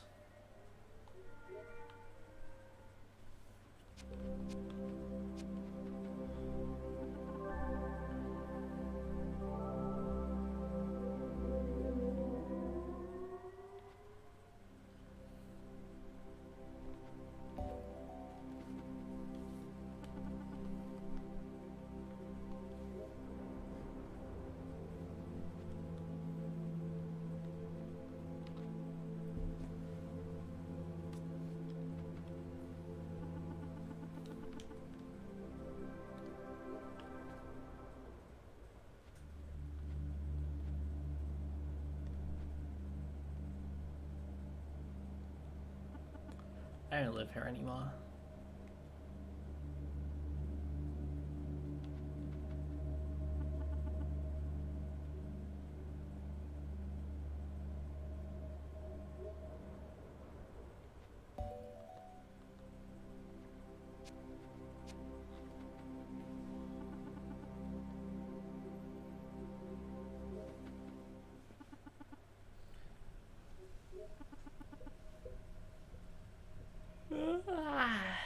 Big day tomorrow.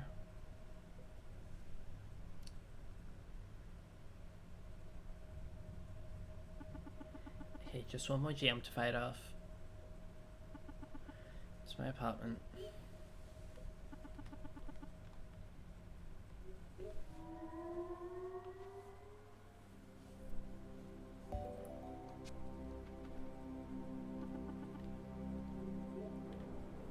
time to get my daily breakfast. Fried egg ball. Yummy fried egg ball.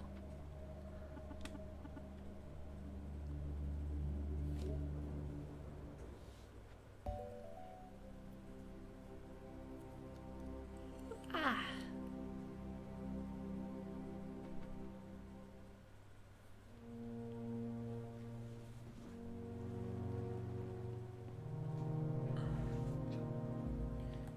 Okay, and swamp level time. Saving the most exciting for last.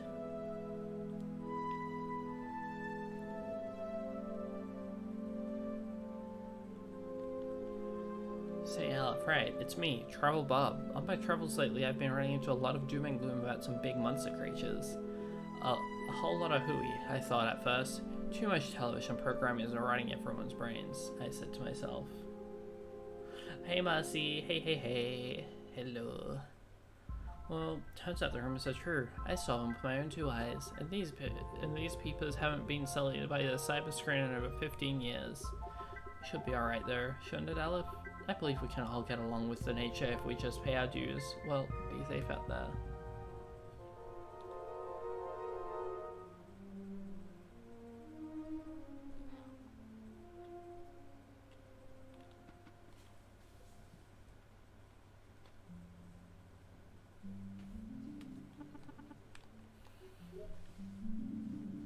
Big thingy.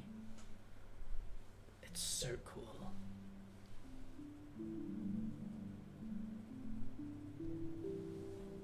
Man, I'm at Magdal Woods, the final plant. The last geom is here. You know the drill.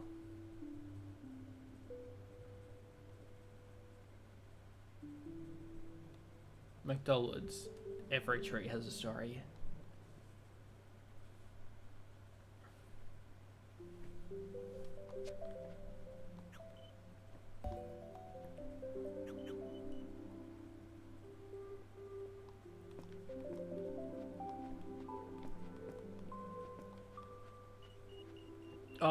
Oh, good heavens.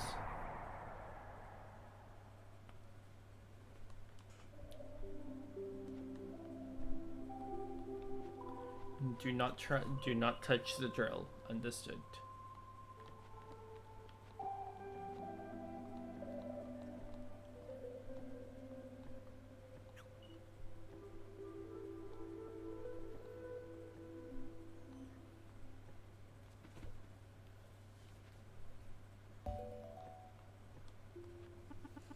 I wonder what this book is doing here. Whoa. A shimmering form emerges from the pages of the book.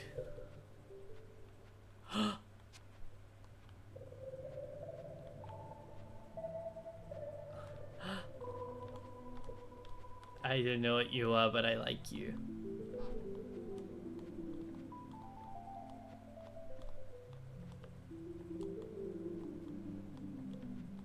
Okay.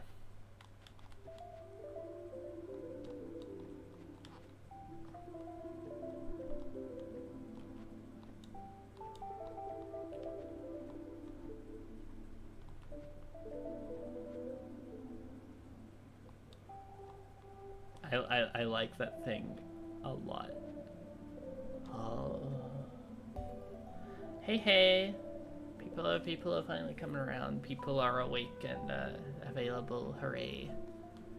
You know, just in time to watch me follow the thingy.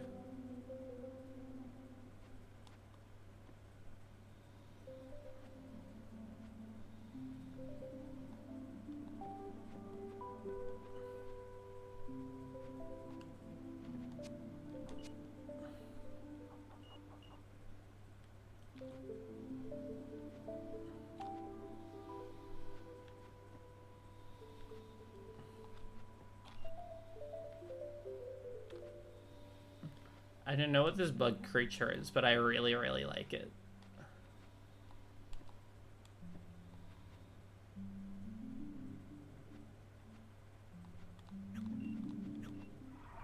Blah.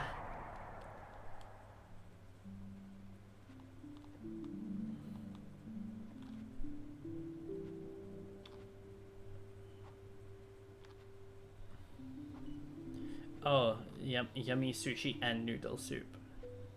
Heck yeah. I'm gonna be cooking some sort of pasta tonight. I haven't determined beyond that yet, but I like pasta.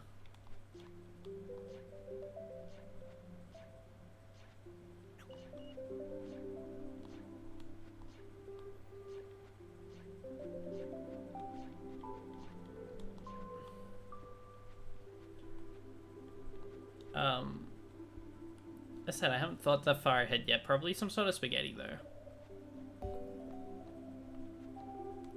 I might just make a basic puttanesca sauce, but I'll think about the specifics later.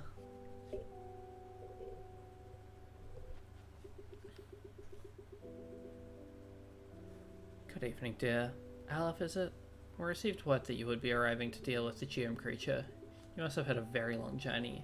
Sometimes these woods can play tricks on you, but I hope that my books helped guide your way. Myron, it's the White Forge technician. I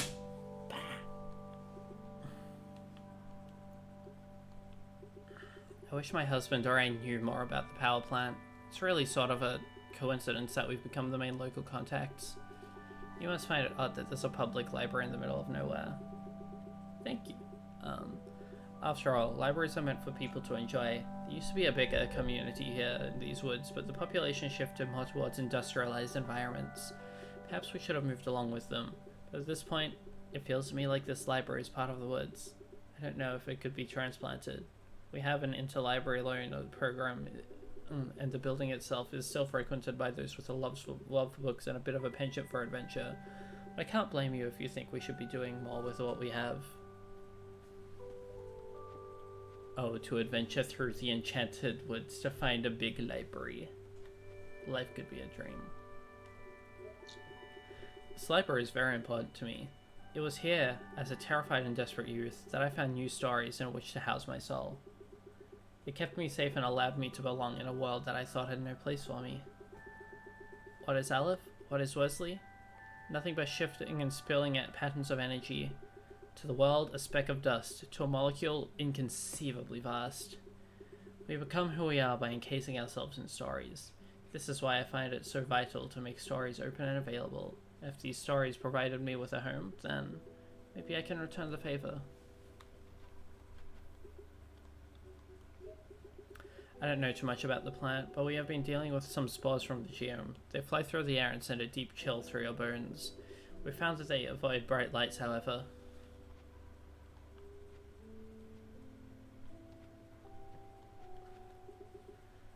Yeah, hello.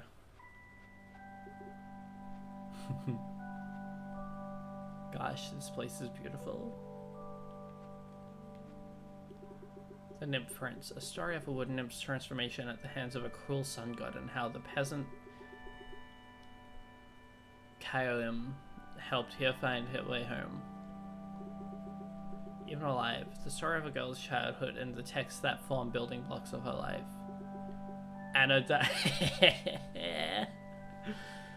The story of Young's journey to understand a friendship. Pattern Reel's mad cool adventure. The story of two friends from different dimensions, altering each other's fates from across the void.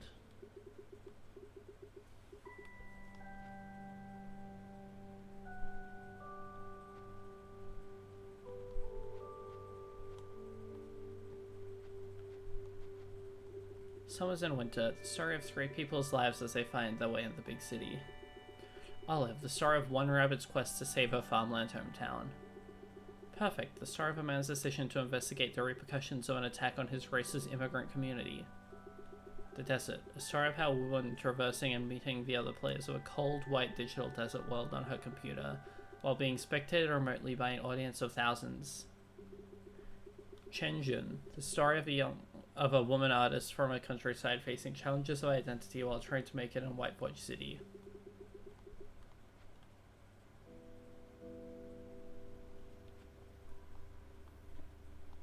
I don't think that the novelization of Bubsy is in that library. Bubsy is too powerful. Oh, that's interesting. There's something really really striking about this quote-unquote story section being so much smaller. And this is so warm.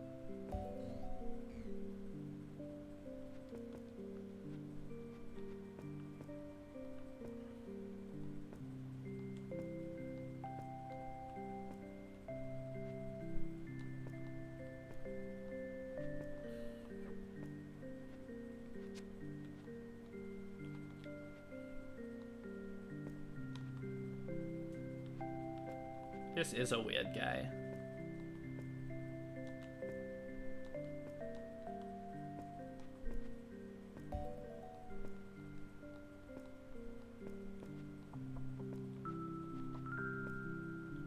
Oh my goodness.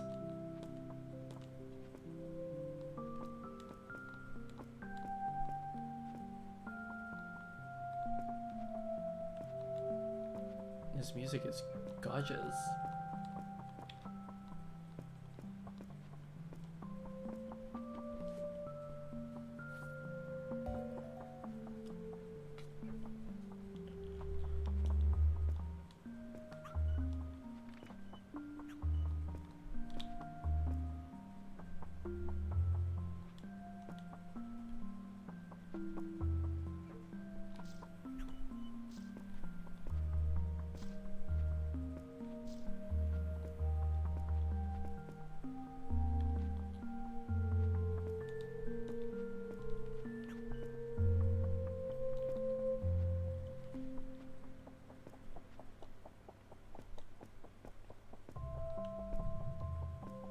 Okay, I'm like immediately taken by this location.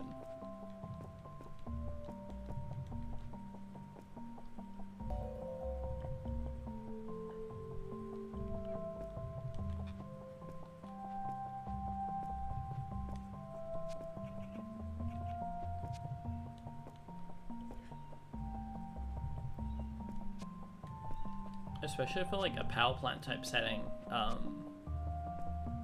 I didn't expect that warmth from the library to continue into here.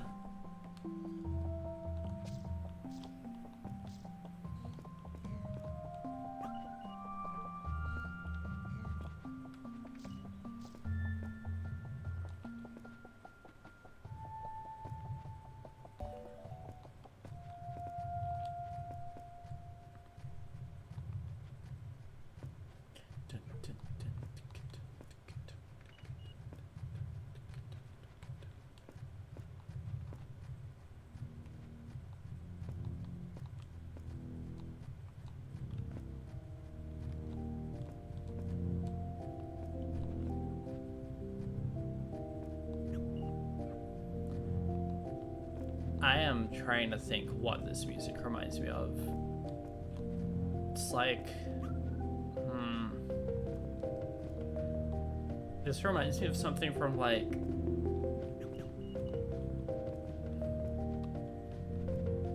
this is getting like very Campfire Head Phase era Lords of Canada.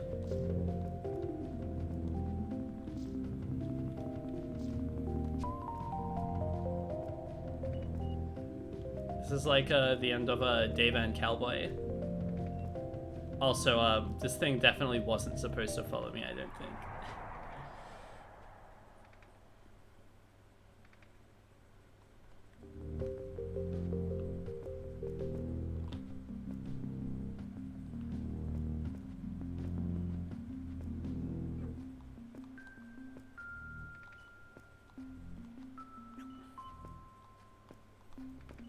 Yeah, no, that's definitely what I'm thinking of. This sounds like Dave and Cowboy. Which, you know, I would never complain about something sounding kind of like Lords of Canada.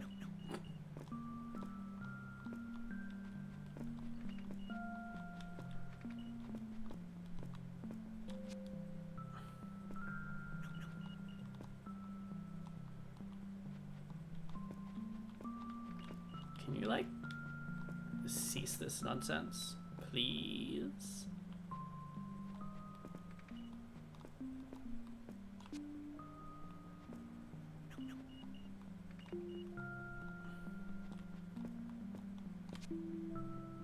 Come on, please.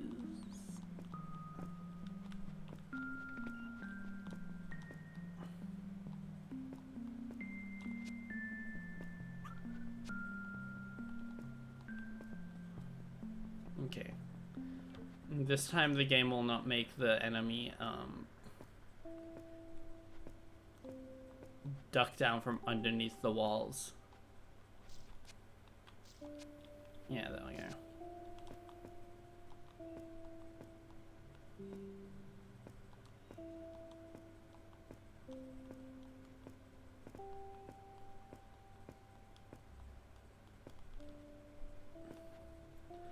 Oh, so yeah, Z for sure. Analgesic games and cohesion between the disparate sections of gameplay.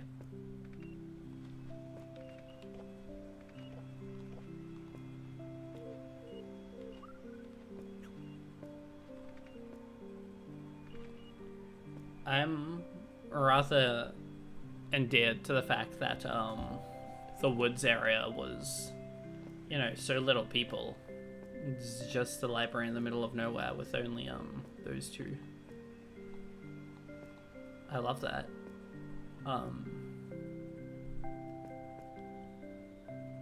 Really adds the entire place feeling so, I don't know, desolate, but not necessarily in a particularly sad way to the same extent either. It's like it's become this near untouched, enchanted glade type place, even if, you know, the power plants made it become a little less untouched, I guess.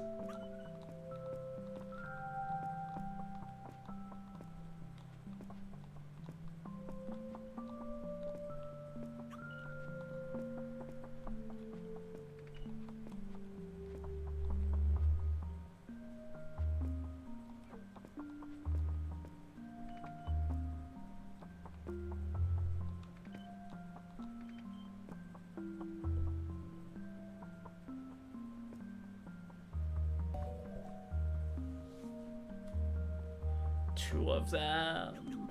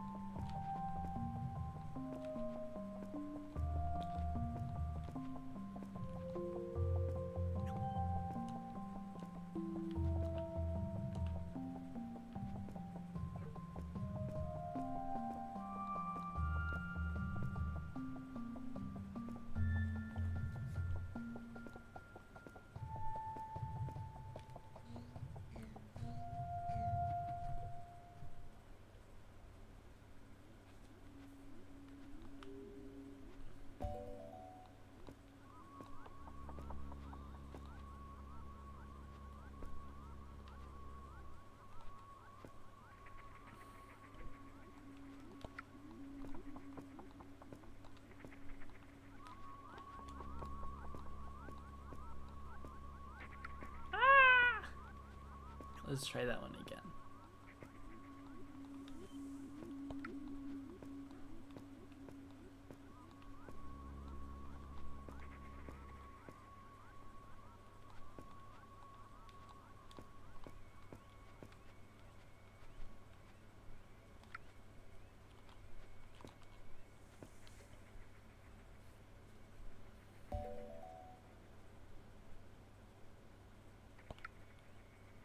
Oh dear. Well, if you just do what I did, I guess it's no problem.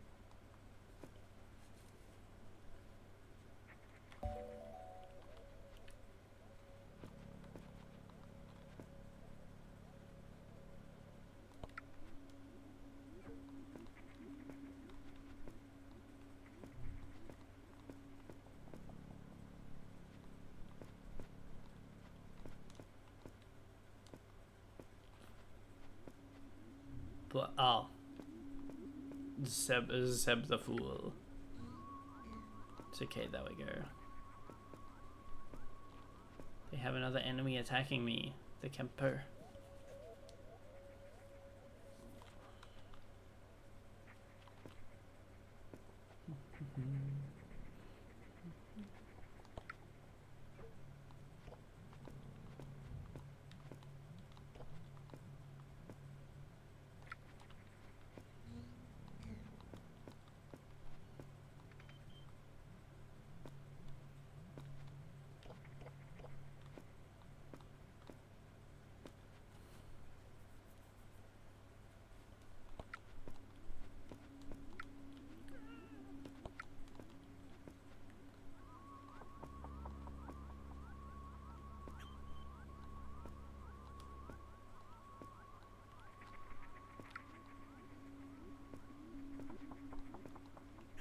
If I played a video game but the danger was real, I'd be really scared. I certainly would play a lot more cautiously.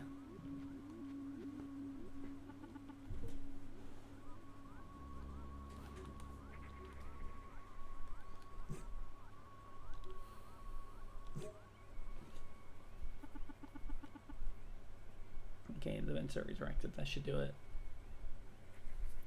What video game was your dad playing that killed him from the real danger?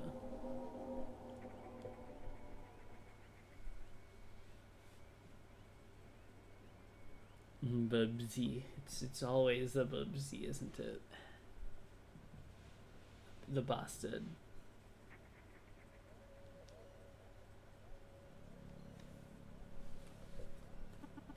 That's it, Matt. It's done. The power plant at McDowellwood should be back online and the GM should be leaving shortly. Hello? Hello? Matt? Matt? What's going on? Is Whiteforge already under attack? Click. I'd better hurry back.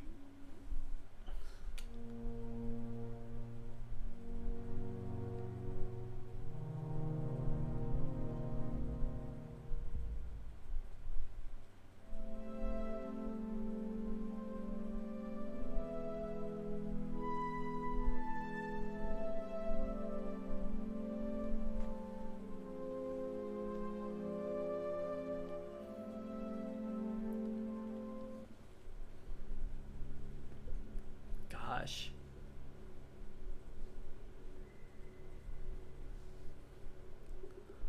Oi, Aleph.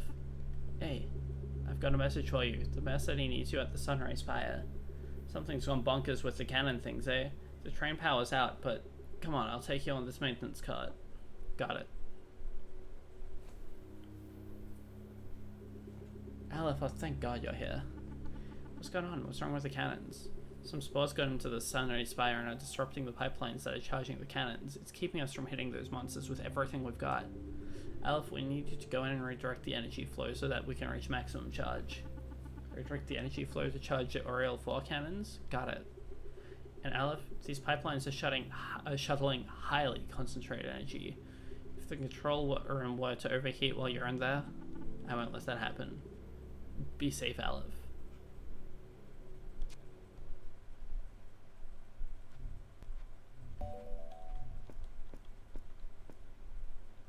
Well, this is it. Once this big progress bar fills all the way, the cannon should auto-fire. But some of the pipes are overheating. If that bar on the bottom fills up, well, better not let that happen. I'll have to manually direct some of the energy in order to get the cannon to fire. I can redirect energy at this console. There should be 2 others around here only to redirect. Alright, 1 down, 2 to go.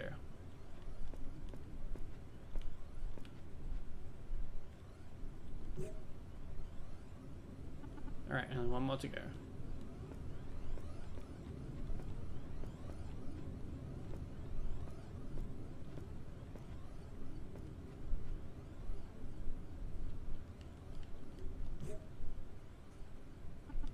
That's it. I just have to wait a little bit. Charging complete. Looks like the cannons are going to fire. At last, the Oriole 4 cannons charged and fired, their sights set on the gems.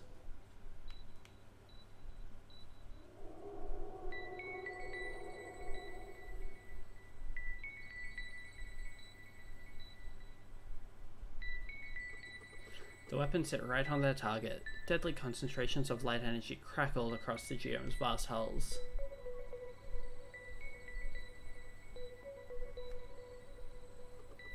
The huge creatures wavered, and their advance on Whiteforge City ground to a halt. Plumes of toxic gas billowed from their wounded sides.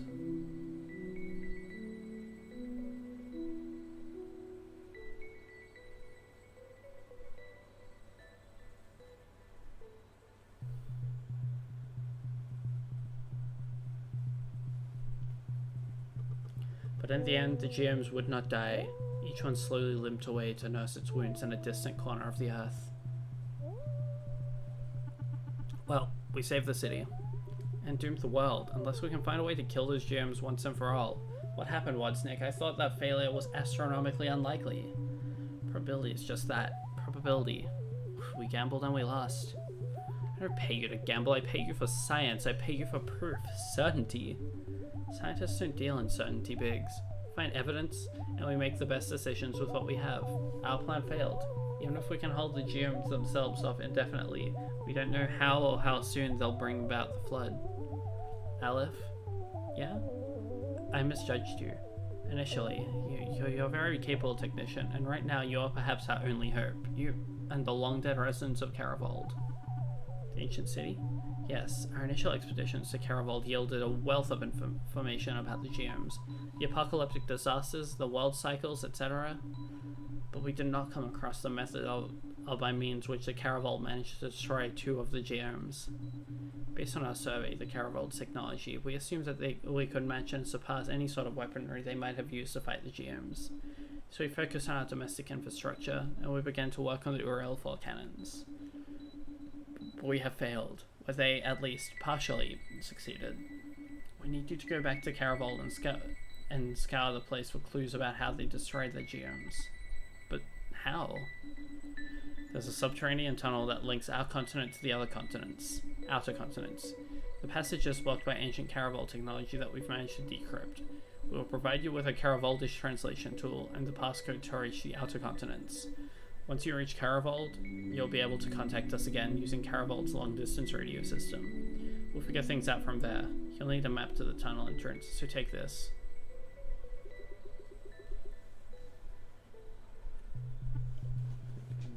I agree that this is our best chance. What do you say, Aleph? Alright, I'll do it. I'll leave tomorrow then. I wonder if Yara's okay.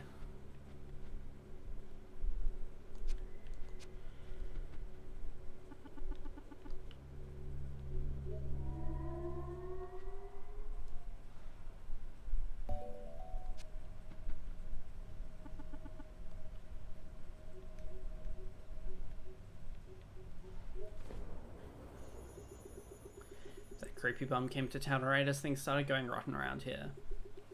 Yeah, right. When the GM showed up, so did this thing. And when they attacked, he just so happened to be in the safety of this garden, which the GM sure did seem to steer clear of. This is my garden. Hummus has nothing to do with it. It's probably a complete coincidence that the garden avoided damage. I've been around Hummus this whole time. They didn't sick the GMs on Whiteforge, if that's what you're saying. Now, Yara, I know you mean well, but we're dealing with things that you don't understand. This is a bad man you've got holding up in your house. We're looking out for you. Yeah, let us help you. This terrorist needs to be brought to justice. Come on, just look at him. This character just screams suspicious. I mean, really, you'd have to be blind not to see it. Screw you, Hummus didn't do anything wrong. I know Hummus. I'm the only one who knows them here. Huh. So should trust you as a judge of character? Cassidy used to be a respectable member of the community before your corrupting influence. Shut up, you don't know. You can't talk to me like that. I helped Cassidy. She told me I helped her find herself. Cassidy had a top position, an office, cleanliness, safety, no need to do dangerous field work. How dare you say that? Cassidy was transferred to the technician department because of people like you. Apex officials who thought she was a freak. You dare insinuate what happened to her was my fault. What's going on here? Yara, you okay? Aleph, they want to take Hummus. Ah, Aleph, you can be reasonable, right? This Hummus character has got to have something to do with the GM attack. It's plain as day. We're not out for blood, we're just worried about everyone's safety. You should be locked up and put on trial. You're friends with this one, right? Talk some sense into her. Hey, what should we do? Dunno, you're the reasonable one. You tell me.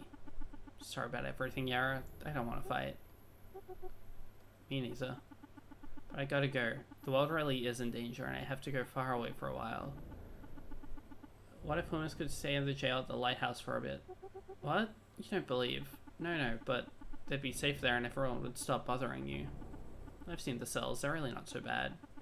I can make sure you get visitation. Just until I deal with the GMs, then things will die down and we can sort this all out. I don't like it. But I can't think of anything better. Well, ask Hummus what they think. Hummus? Yes, Aleph? These people are pretty riled up. Would you mind staying in the lighthouse jail just until I get back from dealing with the GMs and we can clear your name?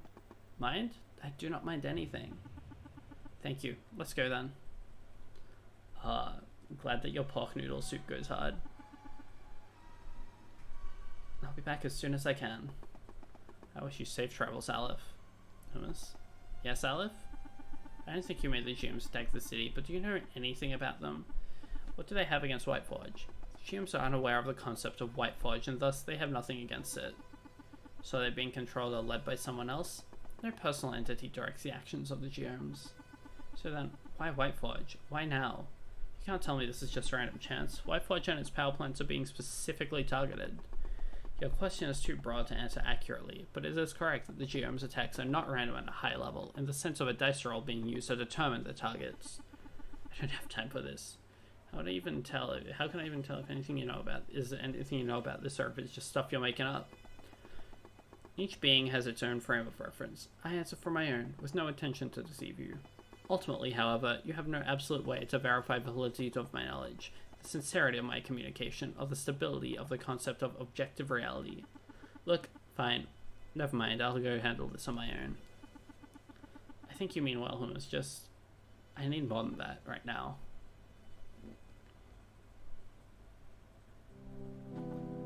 Yara, I don't really want to talk a lot right now. Too much tension in the air. I still haven't sorted through all my thoughts yet. Yara,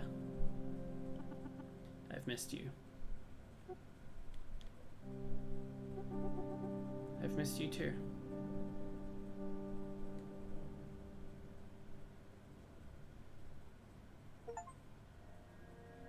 Act 4. Gosh.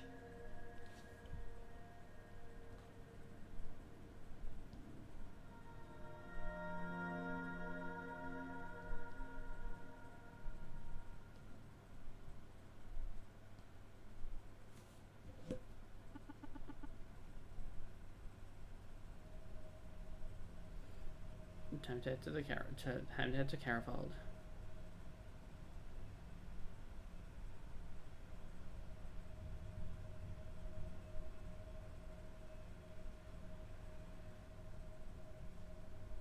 Hang on.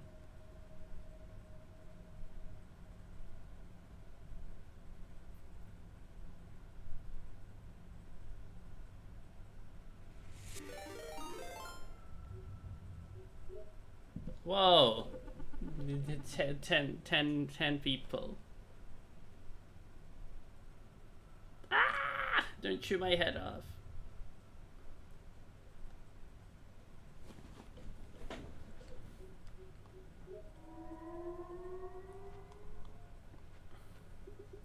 Oh, Aleph, everything okay?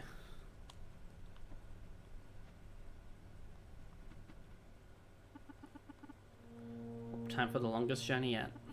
Let's see, the entrance to the train station should be hidden in a cave to the southeast of Whiteforge. Yeah, hey, hello everybody.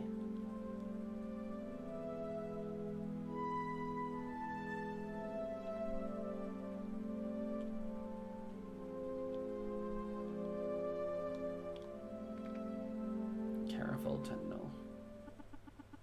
This must be the train station to go to Carafold. Looks functional. Should make the trip. Probably won't be returning home until my mission is complete. Alright, gotta start the train then.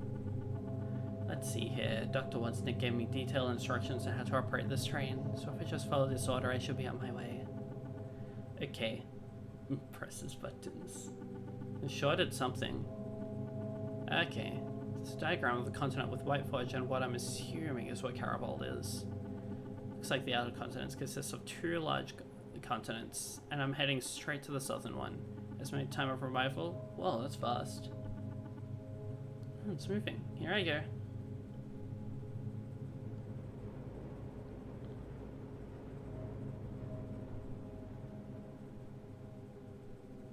Hello, everybody who has just joined to watch me.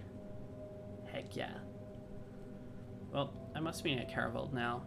I should be at the southern continent station. First thing I need to do is find the city and use the radio tower to contact Dwight Forge. If I head straight east, I should be able to get to Carabold.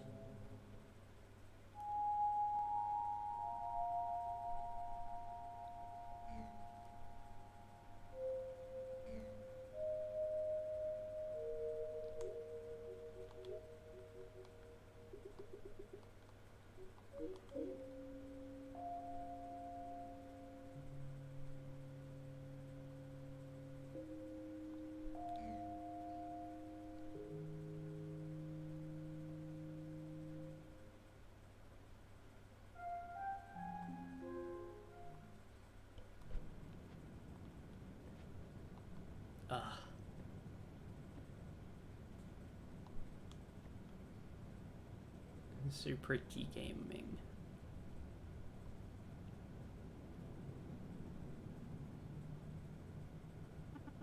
If I'm not mistaken, this looks like it might be the radio tower.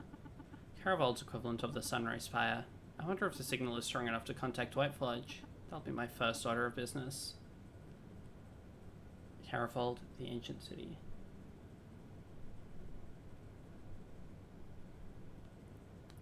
Noodles certainly are up there in terms of the king of all foods, I agree.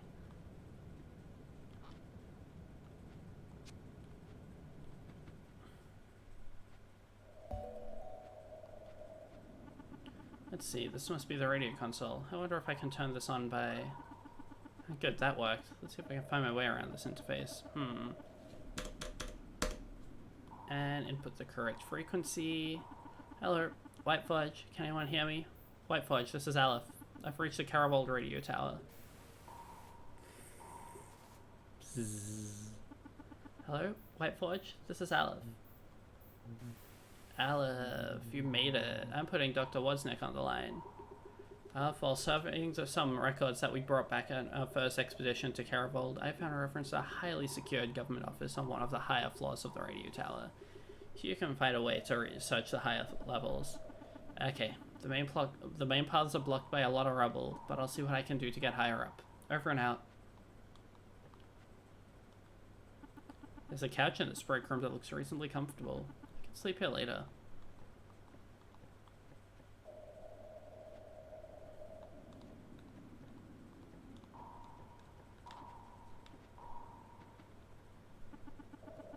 Maybe this is the office Dr. Wozniak was talking about. Let's see what those notes and diagrams are all about. Hey, looks like this is it. Received 3 maps of the bomb silos and the maps. Better tell Dr. Wozniak.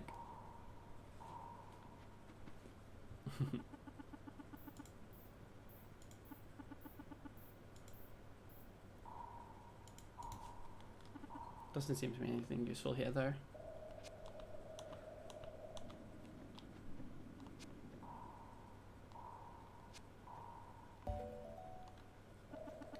Hello, Dr. Wozniak, Mayor Biggs. I think I may have found what we're looking for. What is it? According to this document, Caraboldish developed 3 types of explosive devices, each type targeting the chemical makeup of a specific GM. They then sent operatives inside the GMs themselves to place the bombs in crucial weak points. Apparently this was enough to destroy the GMs, although one operative failed the mission. Intriguing indeed. Do you have the explosives? No, the bombs are held in 3 different silos hidden throughout the outer of the continents. I was able to find map fragments showing location of each silo. I should be able to find the bombs and then bring them back home when where they're planned our next move. Actually, we believe the GMs are coming to you. Our sources saw them retreating east to the outer continents after the attack on White Forge. We believe they're currently recharging from their weakened state, so it would be an ideal time to strike. Aleph, we need you to retrieve the bombs as quickly as possible and then head directly to the GMs. Their immense size should make them easier to spot from afar. Right now you're located in the southern outer continent. Take note that to get some of the silos, you may need to go to the northern outer continent via the train station you arrived here at. I believe in you, Aleph. You've shown that you have what it takes. Thanks for the information. I'll see what I can do.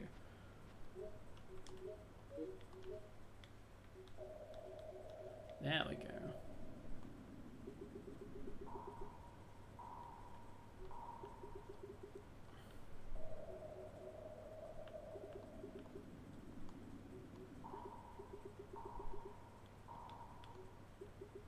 Okay, so that's what the beach one is gonna be.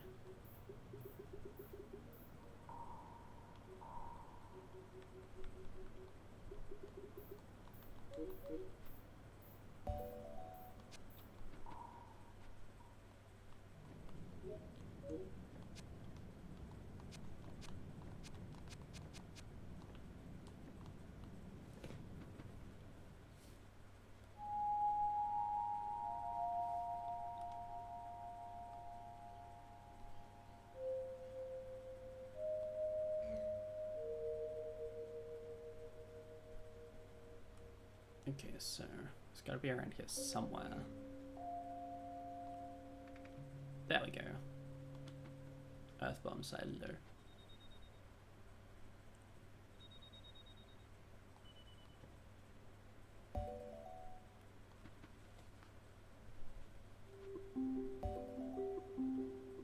The skillful camper immediately knows exactly where to go due to being too smart for the game.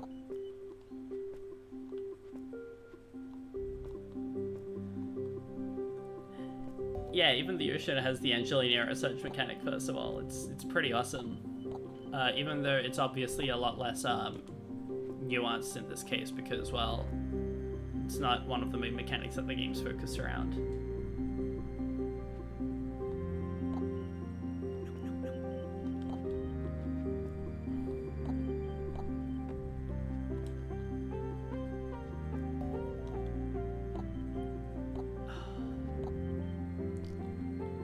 Been really enamored by the music in the later parts of this game.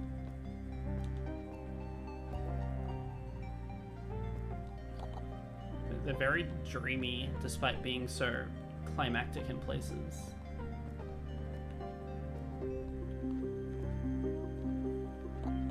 I don't know, I think Angeline Era is probably my favorite soundtrack, mellow soundtrack that I have listened to, but like, oh goodness, this one is kind of getting up there for me as well.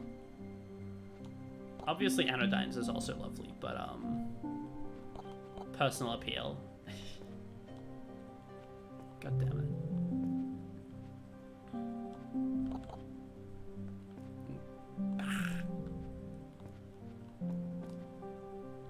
Okay, so plan B. Yeah, there we go.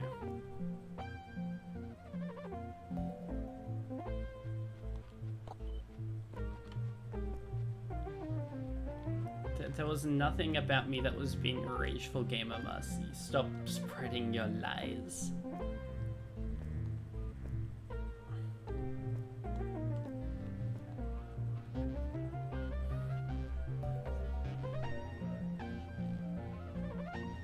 I am doing no such thing. I would never destroy the room.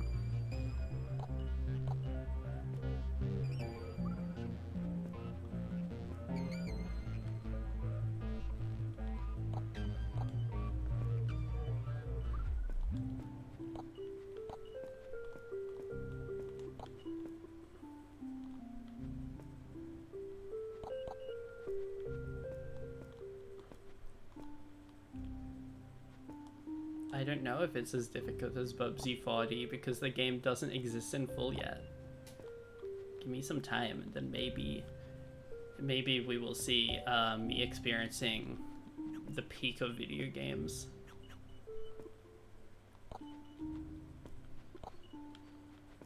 God, this mechanic is so cool. I love this whole double energy thing going on. You have not played, but oh wait, Bubsy 4 technically does exist. If we're not talking about a Bubsy 4D and just the fourth Bubsy game.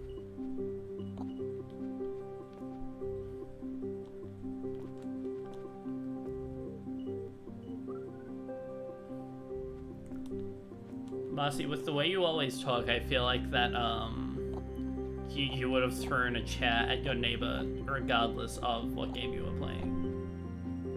You're too scary.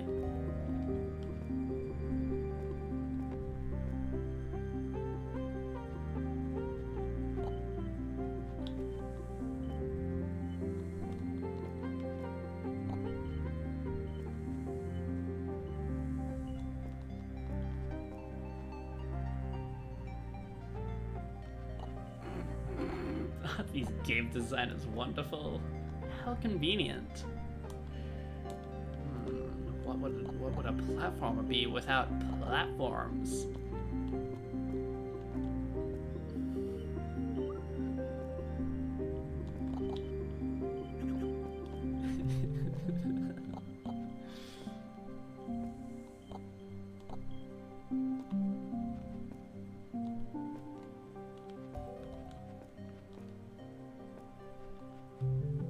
Finally, the weapons. They're small bombs. Here's an instruction. There's an instruction manual and a small mechanical apparatus.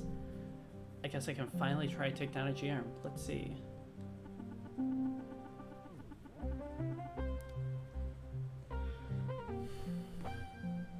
You cannot kill that bobcat.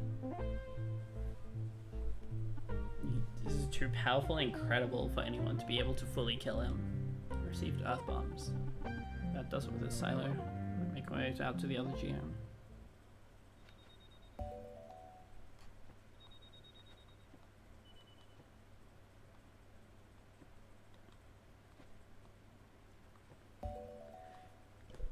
True, if it weren't for my incredible influence in my debut stream of Bubsy 3D, Bubsy would have been dead by now, but I revived him. It's all because of me.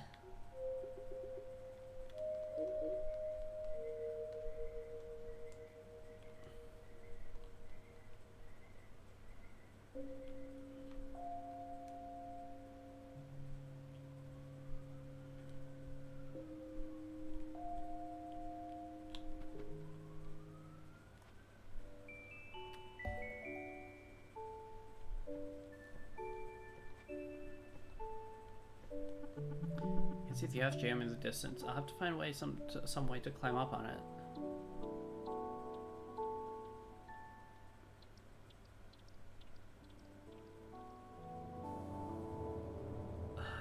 The gems is so cool looking.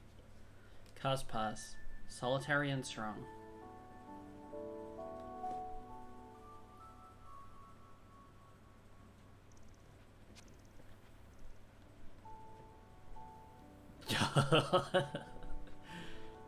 Big animal.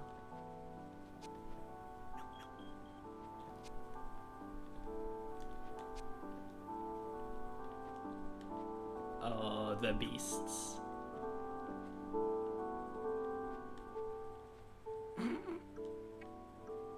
Wow.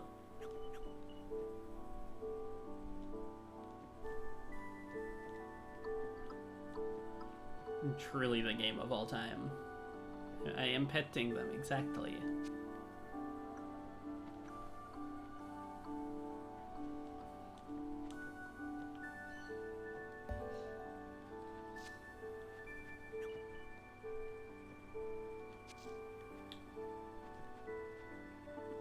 Heavy flat stone. Oh my gosh, is that a person? Hello?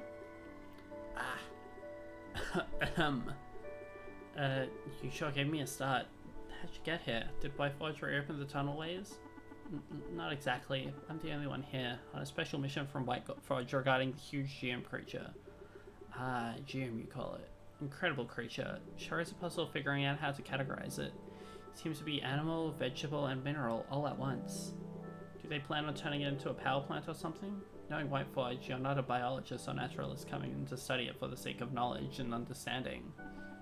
I'm a power plant technician, but technically here to incapacitate the geome, along with the 2 other geomes. It attacked and nearly destroyed White Forge. Do you know of any way to climb up onto its main body section? An attack on White Forge, eh? That's a surprise. I'm truly sorry that White Forge feels the need to fight such a rare and fascinating being, but I suppose you've got to do what you've got to do. Well, you won't have an easy time climbing the geome's steep fall legs, but you could get up. But if you could get up past those somehow. I saw some geysers nearby that can propel me pretty high, but not high enough, unfortunately. Well, here's an idea. Many of the geysers out here are attached by deep underground fissures. Maybe if you blocked some of the spouts, you'd be able to focus all the water pressure into a single, more powerful geyser. Here, I can borrow my shovel to help you out. Let me know when you're done.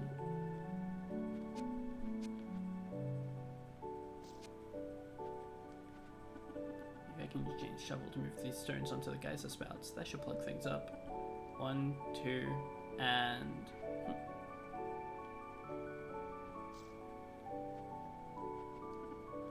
1, 2, and...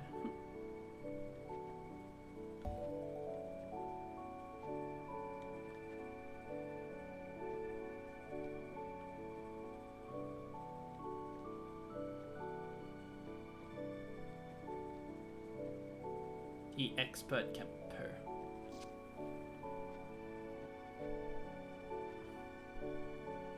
Oh, heck yeah, it's a spicy noodle soup as well. I think I'll have enough geysers plugged after this one here. I should go back and let Jane know. 1, 2, 3, and...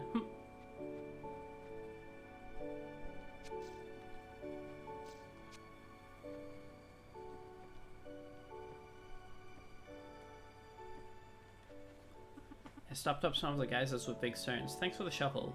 Now we just need to sit by and the geyser and wait for the geom to pass by. Usually makes the rounds once or twice a day. Here's a bit of root salad. My diet is pretty simple. Thanks, it looks delicious. So Jane, you've been here since they closed the tunnels? Yes, that's right. Oh wow. I've moved around a lot though.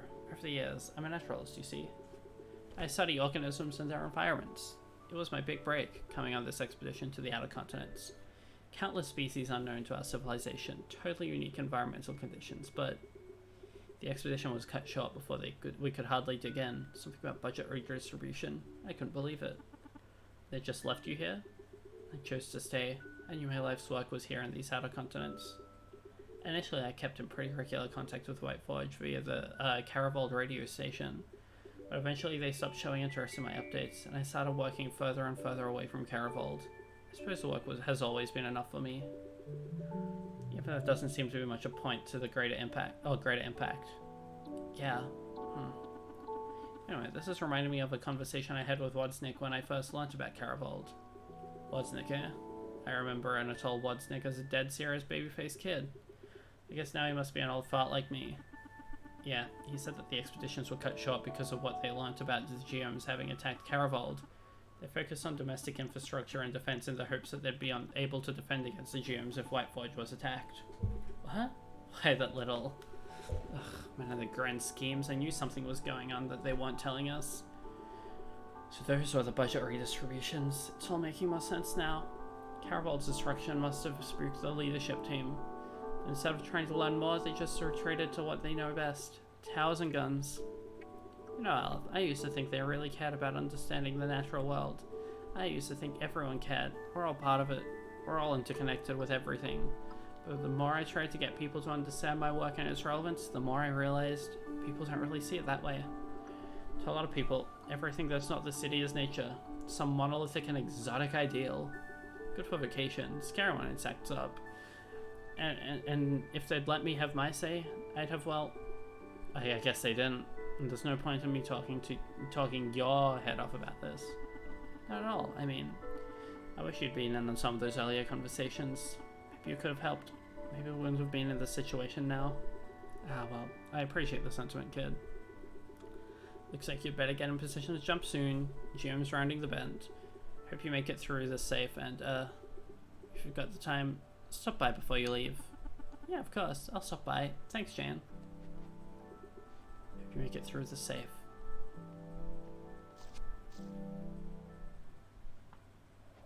Heck yes.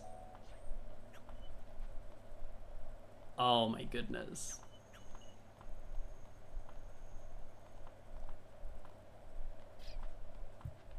Immediately cool and awesome looking things.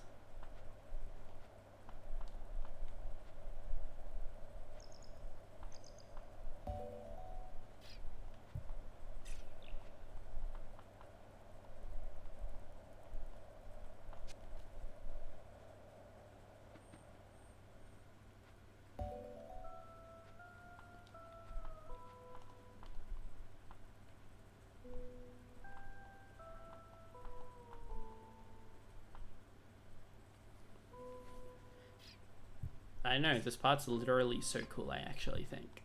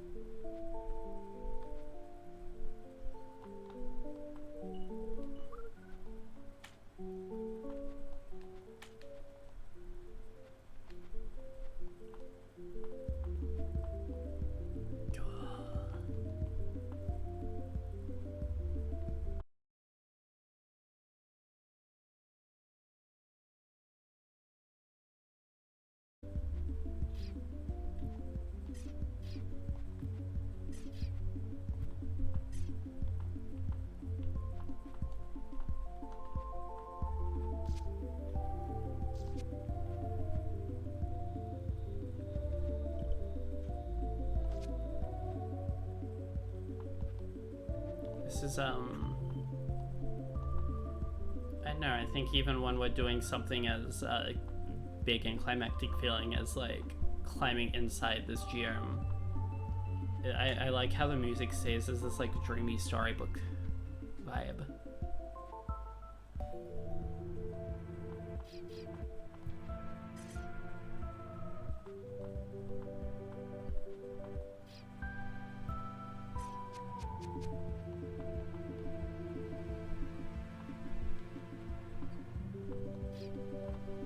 Vivid Loop is cool. I like that one a lot. I would say that it's a very, I don't know, I think it's a very PS2 arcade style, personally.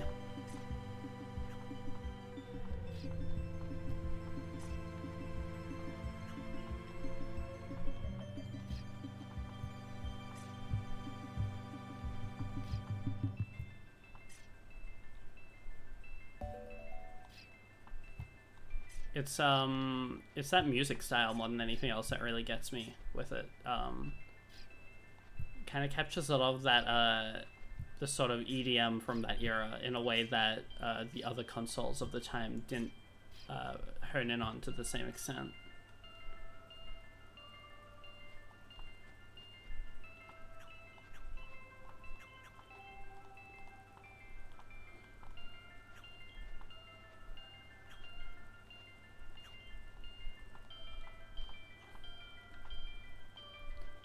Like, yeah, obviously the musical aesthetic of each console from around that time went in its own broad direction that a lot of its aesthetic took from, and in the case of PS2, I definitely think it's the one that most thoroughly tapped upon that era of EDM, both the more dance-heavy stuff and also in terms of the cold, futuristic, down-tempo stuff as well. Which is cool. It's an aesthetic that I think is rather awesome.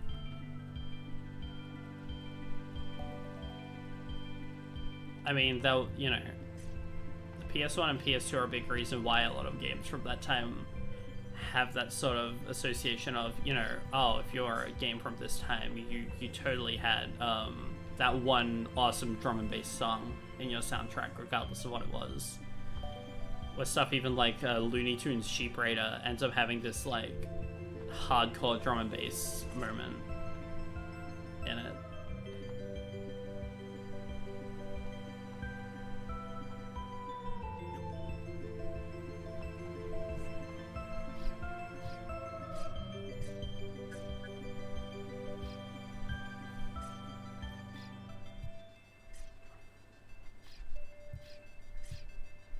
It just works.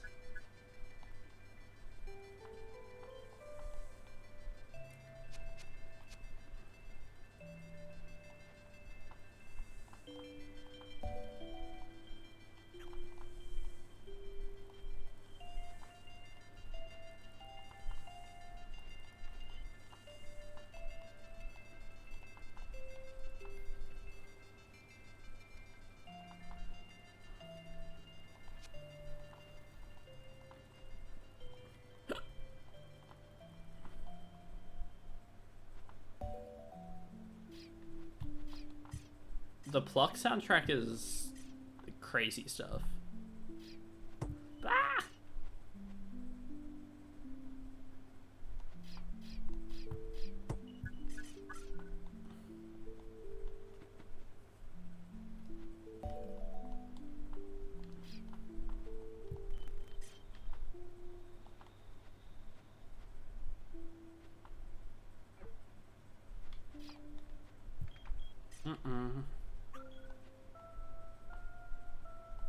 I need to be hit with the purple spikes.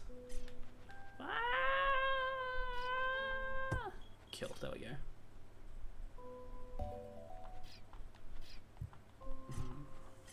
The puzzle.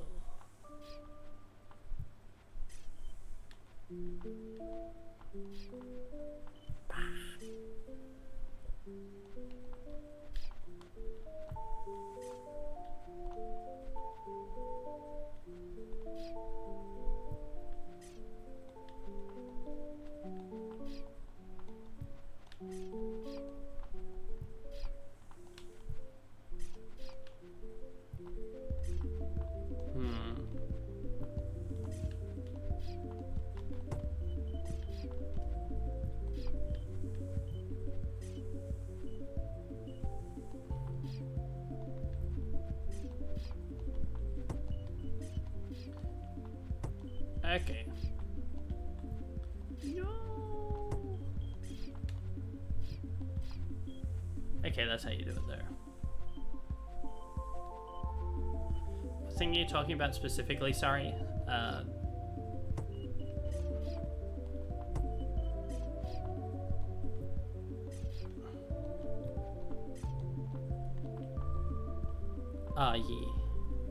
Cat.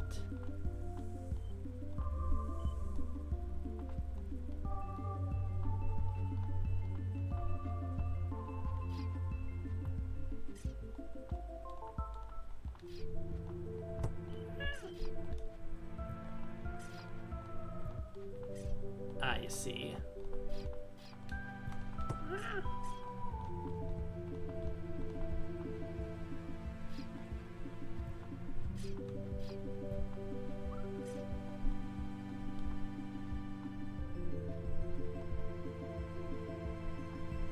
There's so much violence towards me.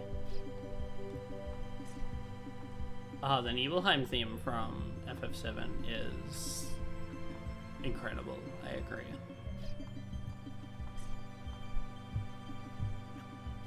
FF7 really knows how to write, have a good soundtrack.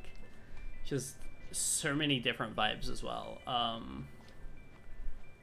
think one of my favorites is the like one of my favorite deeper cuts from that one is the Maka Reactor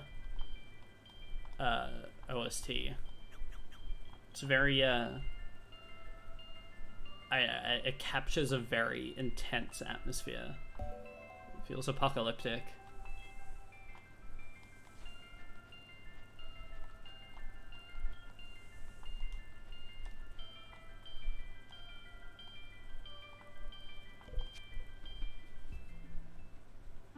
This should be the head of the GM. According to this bag, I need to set up the detonation machine and a bunch of infrastructure first. Better get to that. Alright, the initial setup's done. Now I have to go around and plant the bombs, which works similarly to the lenses in White Forge.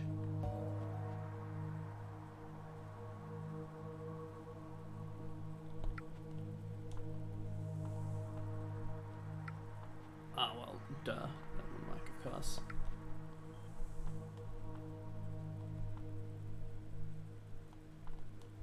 Oh. How far did you get at FF7?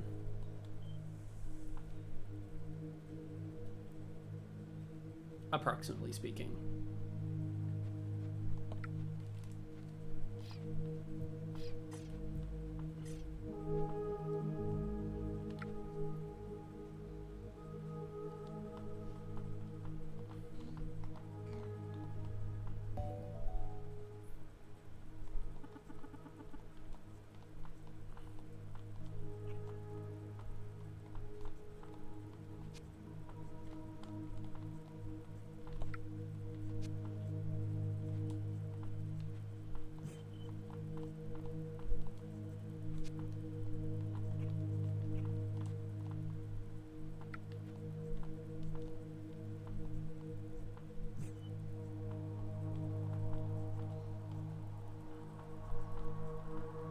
I don't know if I know the exact climbing part you're talking about, actually.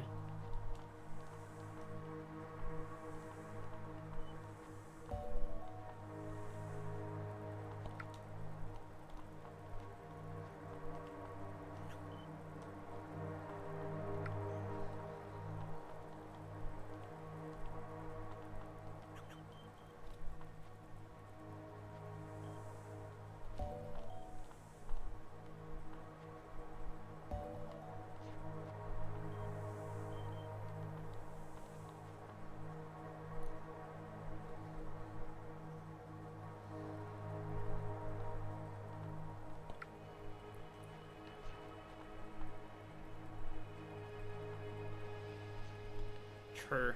Fuck Windows Update. Bad.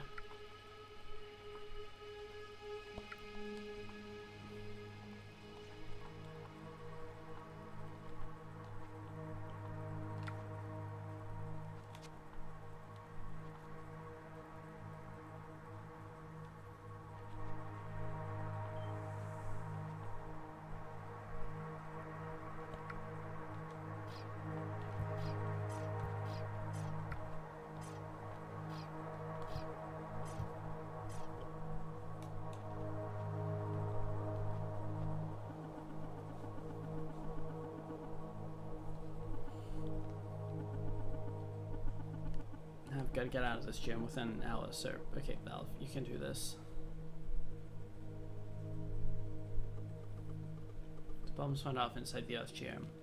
As it collapsed, Aleph safely made her way back to Cast Pass.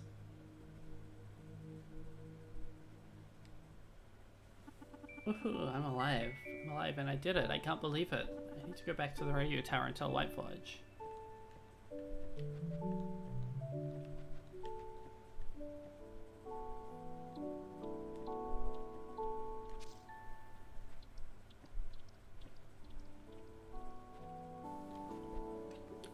Aleph, you made it. That creature let out such a large scream. Yeah, well, somehow I made it. I'm just glad it's done. That's good, Aleph, though it was truly a pity that it had to be done. By the way, Aleph, if I'm right in thinking, the tunnel to Whiteforge is active now, correct? Yeah, for now at least. Do you want to go back? I know I'm getting old and it would be the right thing to do to go back, tie up some loose ends. But I think it's a bit too much to face after all these years. It'll be a whole different world, and out here, this is my home now. I still have plenty of work left. But, Aleph. Yeah? Do you think you could bring this data card back to Whiteforge? It contains most of my sketches, notes, charts, etc. Maybe it'll be of use, you know? When I'm gone, outer continent settlement sure seems like a possibility if you're knocking off the GMs at this rate. Of course, Shane, that's a great idea. Thank you for all your help. Data card, hooray. Well, I genuinely hope everything works out for you.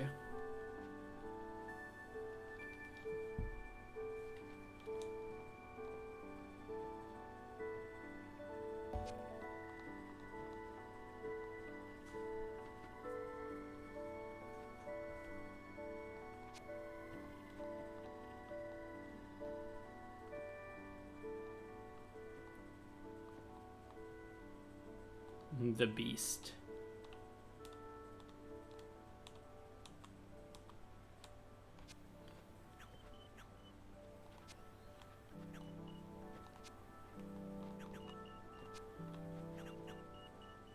Sped up gif of that.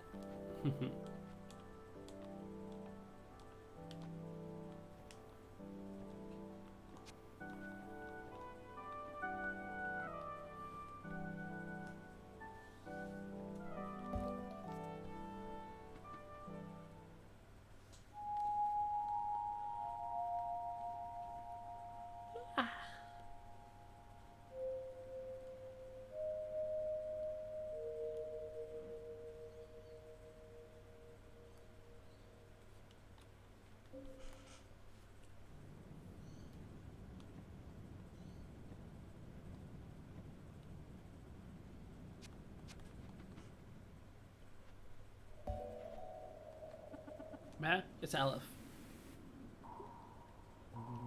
Aleph, how are things going? Promising. I took down the Earth Geom with the bombs I found in the Caravold silo. Excellent, Aleph.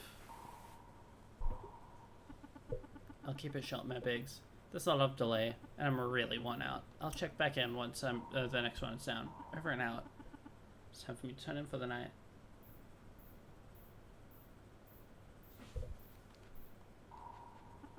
Well, not much else to do now but sleep. Back in White Fudge. You don't really ask questions, do you, Hummus? Everyone asks you questions and then they get confused and annoyed. That's an accurate observation. You are correct. I do not ask questions. Why not? Do you just know everything already? No, I do not know everything, but I am not curious. Also, I do not trust that the process of questioning humans will lead to greater understanding. Fair enough. I like you, Hummus. Sorry I have to stay in this jail cell. Can I bring you anything? I'm perfectly comfortable, but thank you for the expression of care.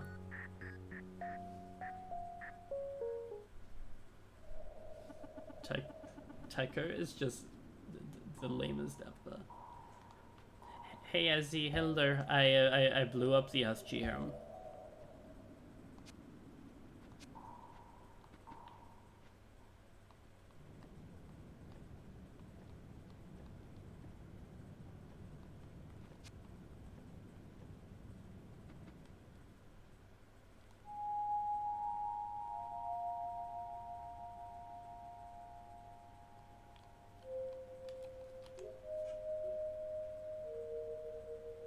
I have seen the big buffalo platform thingies. I jumped on them for a while.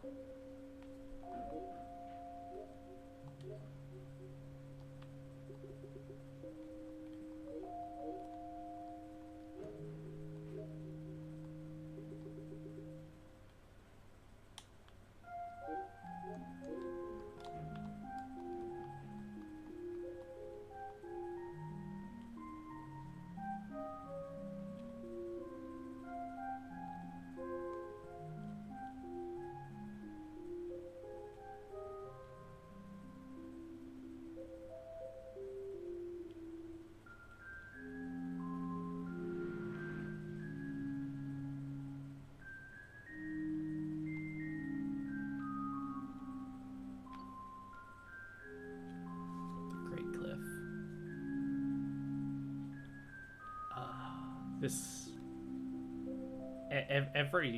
everything about this, like, good heavens.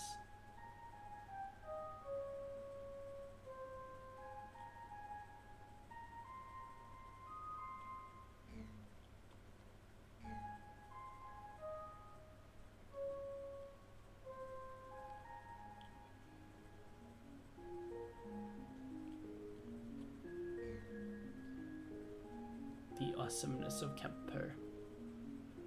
The smartest to ever exist, maybe. If you, like, ignore most people.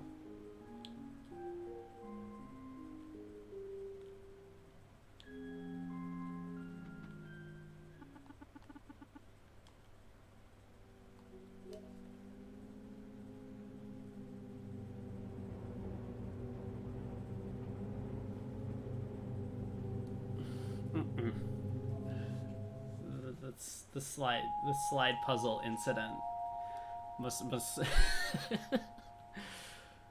I do not wish to think much about the slide puzzle incidents.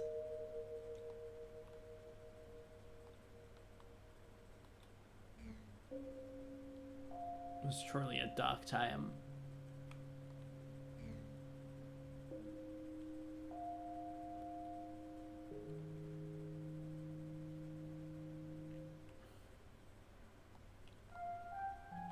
Okay, right here. Hey, there we go. Just want to look around a bit though. Oh.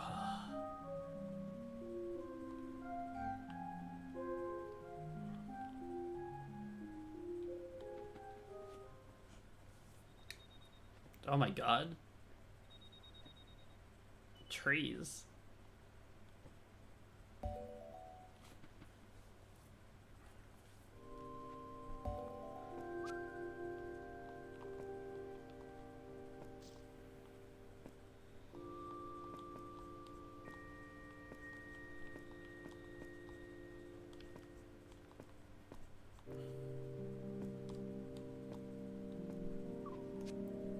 Also interesting, first time that this game has really had a mechanic that feels like it's directly screwing with me instead of something around me.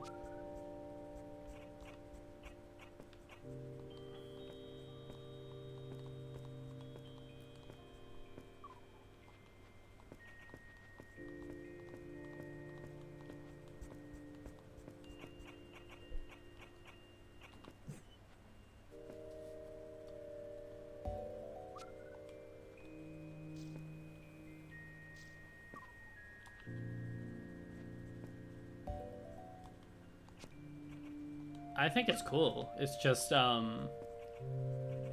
it stands out to me in a game that, up until now has been so dominantly focused on all the challenges presented to me being structured around, you know, the environment around me rather than myself.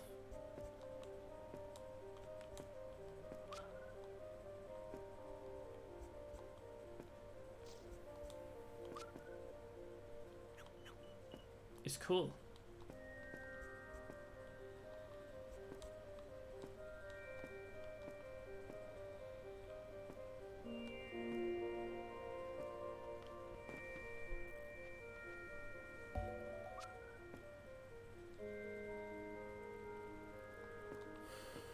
It can lend itself to some unique scenarios as well because of that. Oh, okay. Damn, didn't realize that was quite so close to death. Got impatient for 1 second and paid for it instantly. The failure of Kemper. The Kemper fool. So sad, so sad.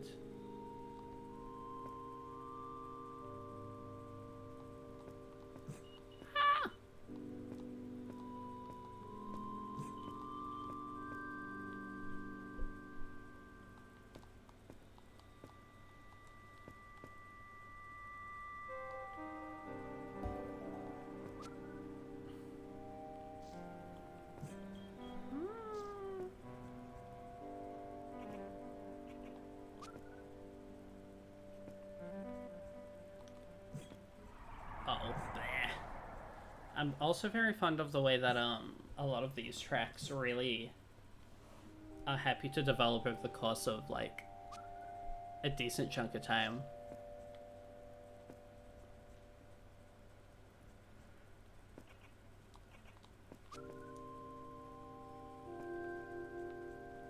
I know you can just kind of meditatively listen to some of these for a while and then you'll get hit with something new.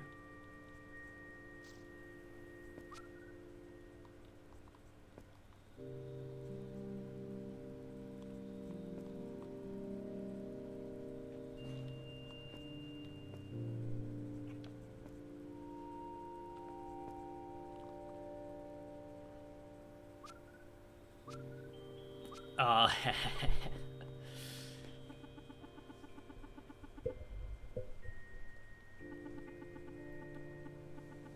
this back has a picture of a starlit nighttime sky on it. Received air bombs. That about does it with the silo. Better make my way back to the geome.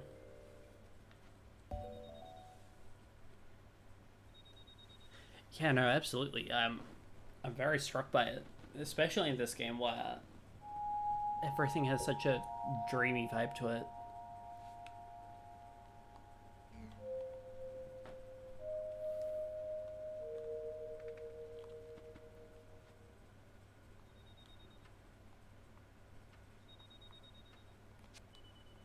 The beach yet again.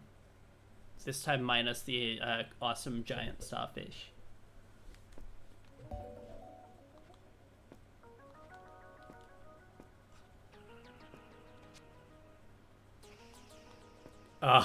Deflection.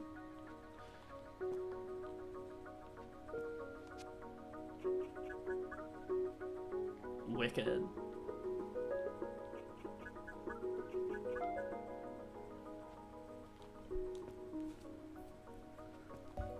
Yeah, and when the soundtrack doesn't do that at a certain time, it's usually for a good reason. Like in the case of the music of the Bally Spires in Angelina, it's because the game wants you to feel sad and miserable.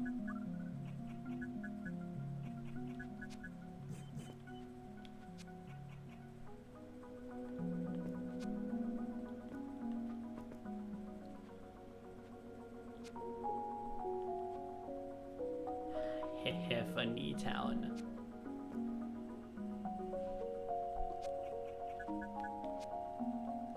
It really is like the gold standard of this song sucks. I love it.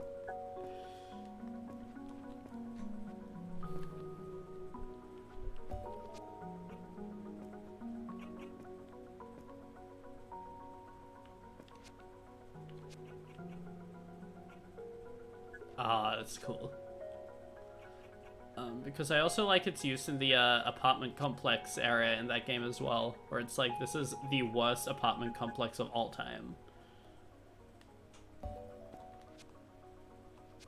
It does the job. What can I say?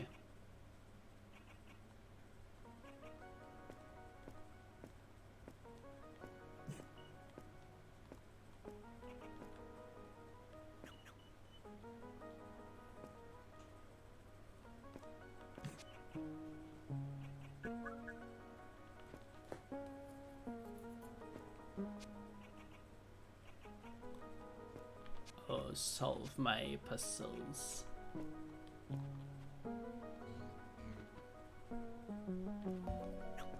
Oh, my bad.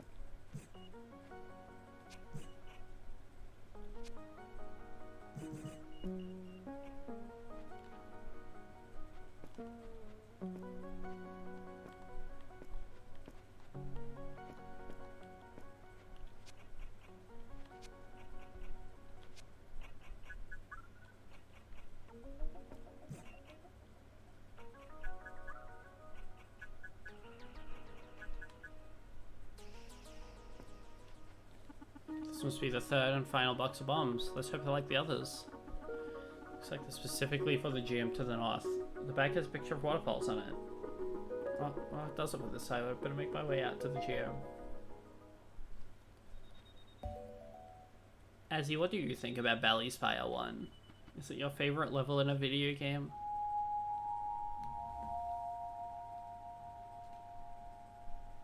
It probably is.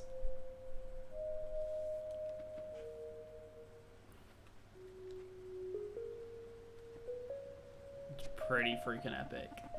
There it is, the CGM, somehow floating in the Great Falls. Hell, I have reached it.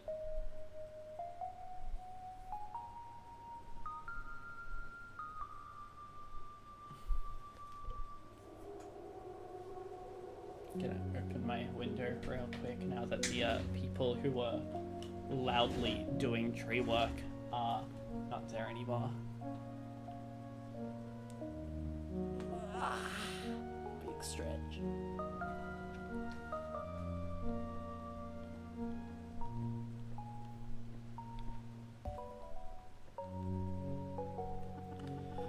What's that noise? Yeah, a fresh emotion? Just in time, just in time. Alright then, into Sharon's cart it goes. Oh, wait a minute, what are you doing? Yeah, this is an emotion, eh? This is a human. Sharon hasn't seen one of these in a long while. What do you mean? Of course I'm a human. Not many humans around the Great Falls, only emotions. Strong emotions that take on their own presence and drift upon the currents from the far reaches of the world. North they travel, north and north till they accumulate here, at the Great Falls. Sharon gathers up the emotions, and she ferries them up to the Great Falls in our sight. If she did not, they would all coagulate in rotten clusters. Wait, did you say ferry them up the falls? How? Would you be able to take me up as a passenger partway into the falls? I need to reach the back of that floating geom creature. Sharon has enough work to keep her busy without freeloaders, yes. Perhaps the human will find another way. Please, it's extremely important. Can I pay you some? Sharon needs no human money. Perhaps the human can work for passage. Say the human gathers 4 emotions and brings them to Sharon at her home up the base of the Great Falls. Perhaps then Sharon will be willing to haul a heavy human passenger along to the next voyage.